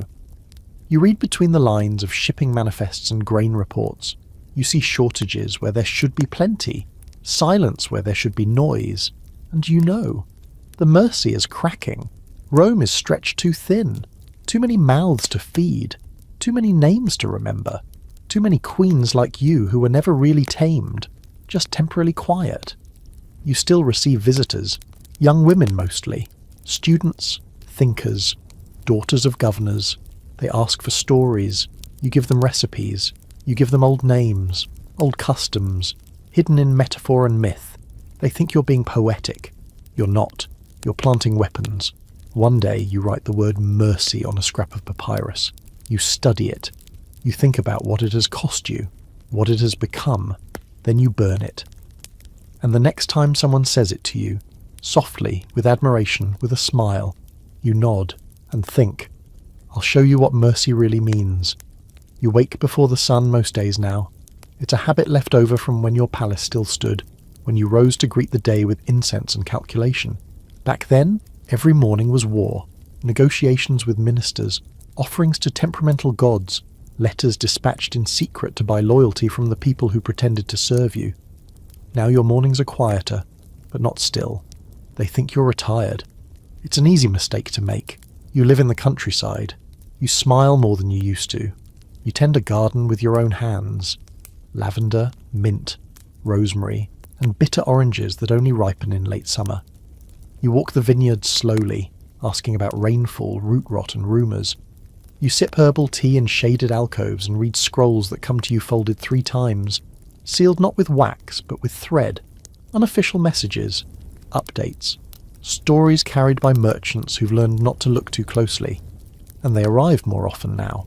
Whispers of cities on edge, governors replaced with increasing frequency, local gods suddenly demanding more sacrifices, bandits who aren't bandits. You recognise the shape of it. It's the same storm you once rode in on. Rome is trying to cover the cracks with marble again, but you know the smell of instability when it rises through the floor. You get word that a new empress has taken to quoting you. Well, not you, not exactly. She recites lines from one of the fables you wrote in disguise, the one about the lion and the silk bird. You smile, faintly. She doesn't know where the story comes from, but it's already shaping her court, softening her threats with metaphor. It's already working. You never needed to wear the crown again. You just needed to be remembered. Quietly, like a hum under the Empire's hymn. You walk through the villa and see the signs of your influence stamped everywhere, subtle and spreading. The cook uses your spice blends now, though he calls them Mediterranean fusion. The gardener trims the hedges in shapes inspired by the floral symbols from your old kingdom's royal seal. The children of servants name their goats and dogs after gods you grew up fearing. Even your husband, old now, soft and content, quotes your sayings in the Senate like they're Roman proverbs. They don't even realise. You sit at your window and watch a hawk circle the orchard. You think of your mother, your grandmother, and the women before them. You think of their thrones, made of wood and fire and stubborn memory. They didn't get statues. They didn't get scrolls. They got stories passed in secret by midwives and shepherds. You're doing the same thing now, but in silk. You wonder what it means to win. You used to think it meant outlasting them. Rome, the men who killed your people, the systems that remade your name. But now you think it means outliving their version of you. You don't want their statues. You want your words in mouths that don't even know they came from you. There's an open question among historians, later, long after you've gone, about whether the Eastern Queen ever led a covert resistance. There are theories, essays, whispered lectures in underground libraries. Some claim she was an informant for the empire. Others argue she was the spider in the web, manipulating governors and trade routes under the veil of civility. And a small, defiant group insists she was simply a woman who survived with too much dignity. They all miss the point. You weren't resistance. You were revision. You were the edit made in the margins of their glorious conquest. The queen who turned captivity into curriculum, who made herself required reading for anyone who wanted to understand power beneath the surface. You still get letters, some from girls, some from old soldiers, some from women married into Roman families who whisper your name like a prayer between sips of wine. Most don't even know if you're still alive. They write to the myth. You answer a few, but not in your own hand. You let the legend grow, let your replies feel uncertain in origin. A line here, a riddle there. Sometimes just a pressed flower, carefully chosen. You're not interested in credit. You're interested in continuity. Your villa is quiet but not empty. There's a boy who plays a lyre under your fig tree, your husband's grandnephew. Too clever, too restless, always watching. You think he might become dangerous one day. Good. You leave books where he can find them. Not the famous ones, the hidden ones.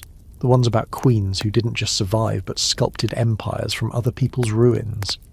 You start to think of death. Not with fear, just curiosity. How they'll tell the story. Will they say you died quietly, draped in Roman silk, whispering Latin prayers? Will they say you converted to their gods? Will they say you repented, found peace, left behind no children, no legacy? You think of leaving one final scroll, just one, unmarked, undeniably yours, the truth. But you don't, because you don't need the last word. You are the last word. And Rome? Rome is already singing your hymns, painting your myths on their ceilings, praying to gods they stole from your cradle.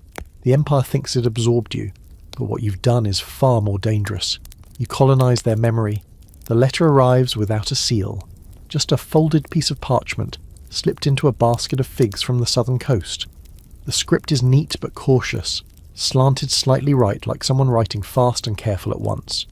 You open it under the lemon tree, as a breeze rolls through the courtyard and the stone tiles sweat faintly with late morning heat. It's not addressed to you by name. It starts simply, to the one they turned into silence. You know immediately it's real. Not theatre, not politics, not a scholar fishing for favour or some idle aristocrat quoting back your own disguised words to you. This is from someone who remembers you as you were, or who remembers someone like you, someone who bore the same wounds, wore the same crown for too short a time. The writer is a woman, she, doesn't name her province, only says she speaks the old tongue, and remembers a mother who told stories of the queen who refused to vanish. She writes of secret gatherings, not rebels, not yet, but women who read your riddles by candlelight, who use your fables as instruction, who memorize your metaphors like they're maps. She ends with a question. Are you still with us? You don't answer. Not directly. You don't send anything back. Not even a flower pressed between pages. But you write something that night. Something careful. A new fable. About a woman turned into a statue who teaches crows to whisper her thoughts into the ears of sleeping children. You have it copied 4 times, buried in bundles of export scrolls headed to various markets. One will reach her. One always does. You're not leading a rebellion. That would be too obvious, too clean. Rome is always ready to crush an uprising, but it doesn't know what to do with a drip. That's what you are now, drip by drip, erosion under the marble, quiet pressure, soft words with sharp teeth. You think often now of what's next. You're old by their standards. Still sharp, still graceful, but your joints ache in the mornings and your vision blurs when the sun's too bright. You don't fear death. Not because you're ready, but because you've outlived what was supposed to kill you. You weren't meant to make it past the parade, past the exile, past the soft forgetting. And yet here you are. Every time Rome looks in the mirror, it sees your face in the outline. Your husband dies in the spring. It's not unexpected. He was gentle in his decline, too polite to cause trouble. You mourn him sincerely. He was never cruel, never tried to possess what he didn't understand. In some ways, you think he loved you, at least the version of you Rome taught him to love. And maybe that's the closest thing to peace you'll ever get. He leaves the villa to you, fully. No contest, no interference from his relatives. They likely think it's a mercy, letting the aged foreign wife live out her final years among vines and art. But you know what it really is? It's freedom. For the first time since your capture, you are legally the ruler of something again. Small, quiet, but yours. You change nothing at first, not visibly. The same olive press runs, the same staff remains. You speak softly, but you begin writing more. You ask the steward to hire tutors for the local girls.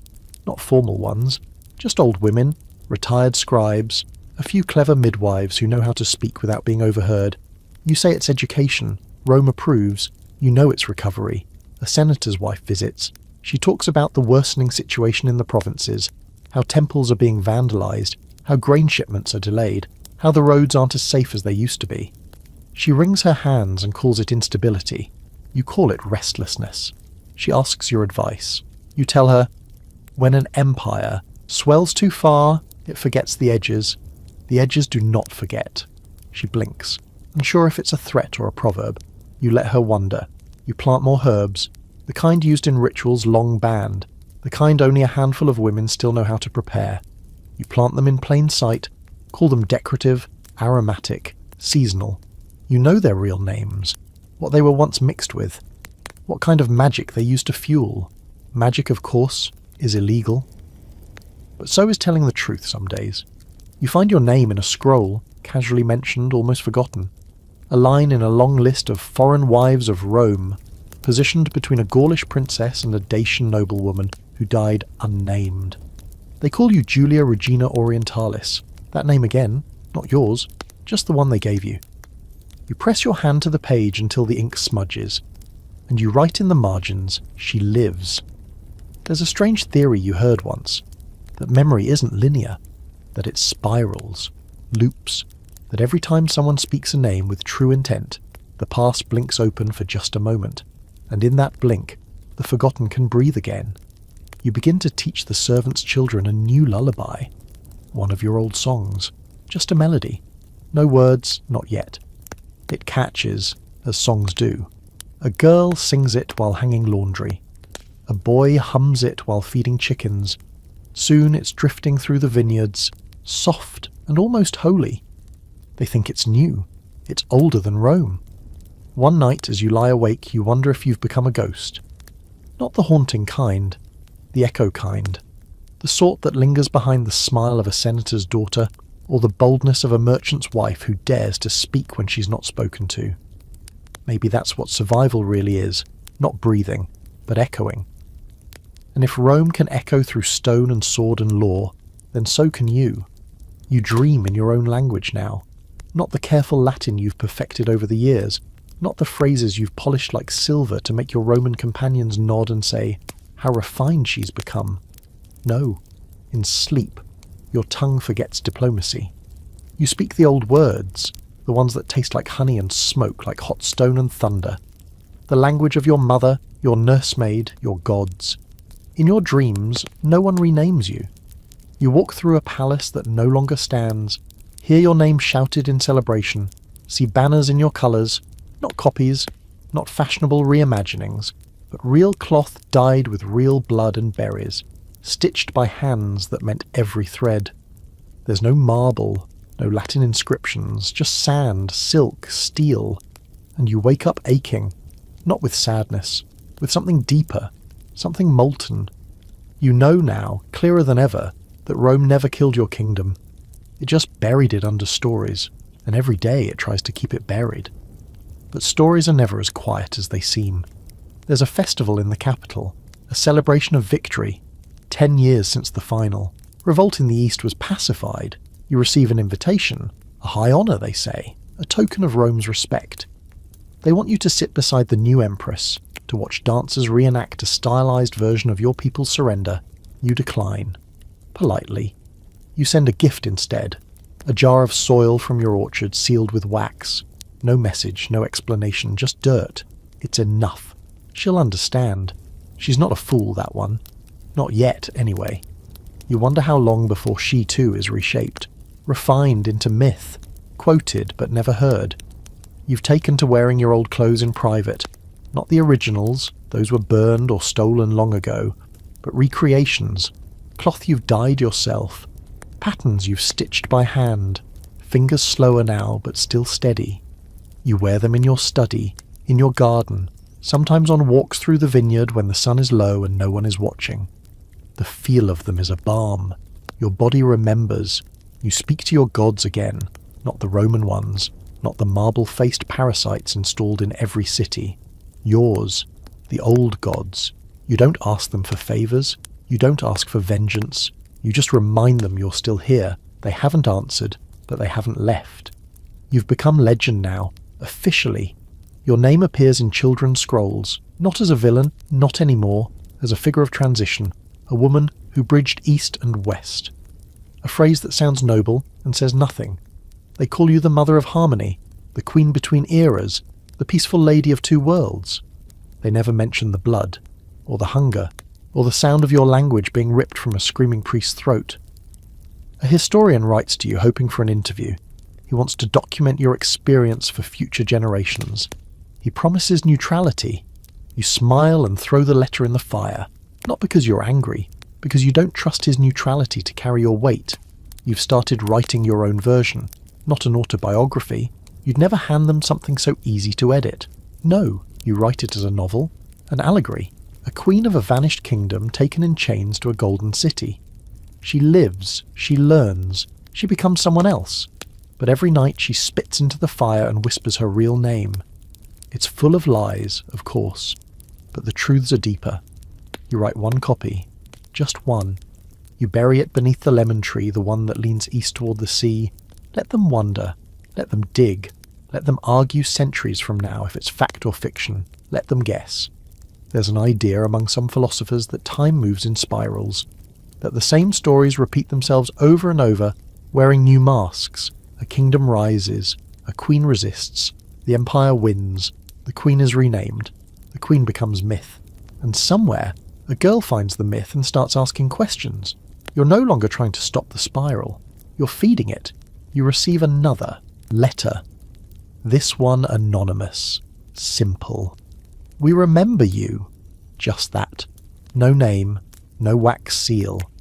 But the handwriting. Yes, you know it. The girl from long ago. The one who asked to write your biography. The one who wore your perfume and thought being like you meant wearing your bracelets. She's grown. You smile. The myths are working. You wonder how many there are now. Women like her carrying fragments of your voice in their blood. Some knowingly, some not. Some marching. Some married off, sharpening daggers in their dowry chests. Some singing your lullabies in languages they were never taught. Some just standing too straight at banquets, making senators shift in their seats. They don't need to rise in unison. They just need to exist. Because Rome can survive battles. It can survive revolts and invasions and the occasional mad emperor. But it cannot survive remembering you correctly. Not all of you. Not the woman who loved her gods. Not the woman who ruled. Not the woman who broke her chains by wearing them until they rusted. So you keep writing, and weaving, and whispering old names into olive trees when no one is looking. You walk your orchard like it's sacred ground. Because it is. This is your temple now. And you? You're not waiting for worship. You're waiting for the next queen. The night it happens, the sky is cloudless, sharp stars etched into black glass, and the sea, though distant, carries its salt on the wind. You're sitting in the same chair you always do, under the arbour heavy with grapes not yet ripe. listening to the cicadas. Their hum reminds you of drums, not the ceremonial kind, but the ones beaten in darkness during rituals that no longer have names in any surviving language. You wonder if the gods still hear them, or if even the gods have forgotten how this began. A servant appears, breathless, a scroll in his hands. He's pale under the eyes and blinking too much. You already know what it is before he says a word. You take the scroll, open it slowly, as if its weight can be delayed. The wax is imperial, red, with a seal that hasn't touched your name in years. You scan the first few lines and then sit very still. The Emperor is dead. Poison, they think. Or a fever disguised as something else. Rome is already tearing at its own skin. Succession unclear. Rumours sprouting like mould. One general has declared himself interim ruler. A senator has gone into hiding. Riots in the port. Temples locked. Bread lines broken. You exhale. Slow. Not because you're joyful. Not because you wished for it. But because you knew this would come. No empire lasts forever. Not even the ones that carve their gods into stone. In the days that follow, the news unravels like a tapestry pulled from the wall. The capital is in chaos. Governors are choosing sides. Some of the outer provinces are already declaring autonomy. The roads you used to travel in chains are now dotted with burned-out posts and looted wagons. Everyone is deciding who they want to be now that the stage is collapsing, and just like that, you're powerful again. Not officially, not legally, but truly. Because suddenly, people start remembering that you're still here. Messengers arrive, quiet ones, softly dressed, asking nothing outright, just how you're feeling or what wisdom you might offer in uncertain times. A woman who once laughed at your fables now recites them to her children like scripture. A minor noble whose family once called you the conquered queen now writes you as Mater Sapientia, mother of wisdom, and begs your guidance. You write carefully, nothing direct, nothing treasonous, just stories. Stories with choices, stories with consequences, stories that don't end the way Rome would have liked. There's a knock at your door one evening. A young man, barely 20, sharp eyes, dirt under his nails, asks to speak to you. He calls you Domina, but his accent reveals something else. You answer in your old tongue. He doesn't flinch. He replies, fluently. You offer him wine. He declines. He says, I've come to learn how to build a kingdom. You look at his hands. You ask, are you willing to lose one first? He nods. That's when you know. It's happening. Not a rebellion. Not a new Rome. Something else. A memory. Unburied. You start to gather them. Slowly. The ones who come without banners or slogans. The ones who don't call it revolution, because they know that word is too Roman. These are seed planters. Whisper weavers.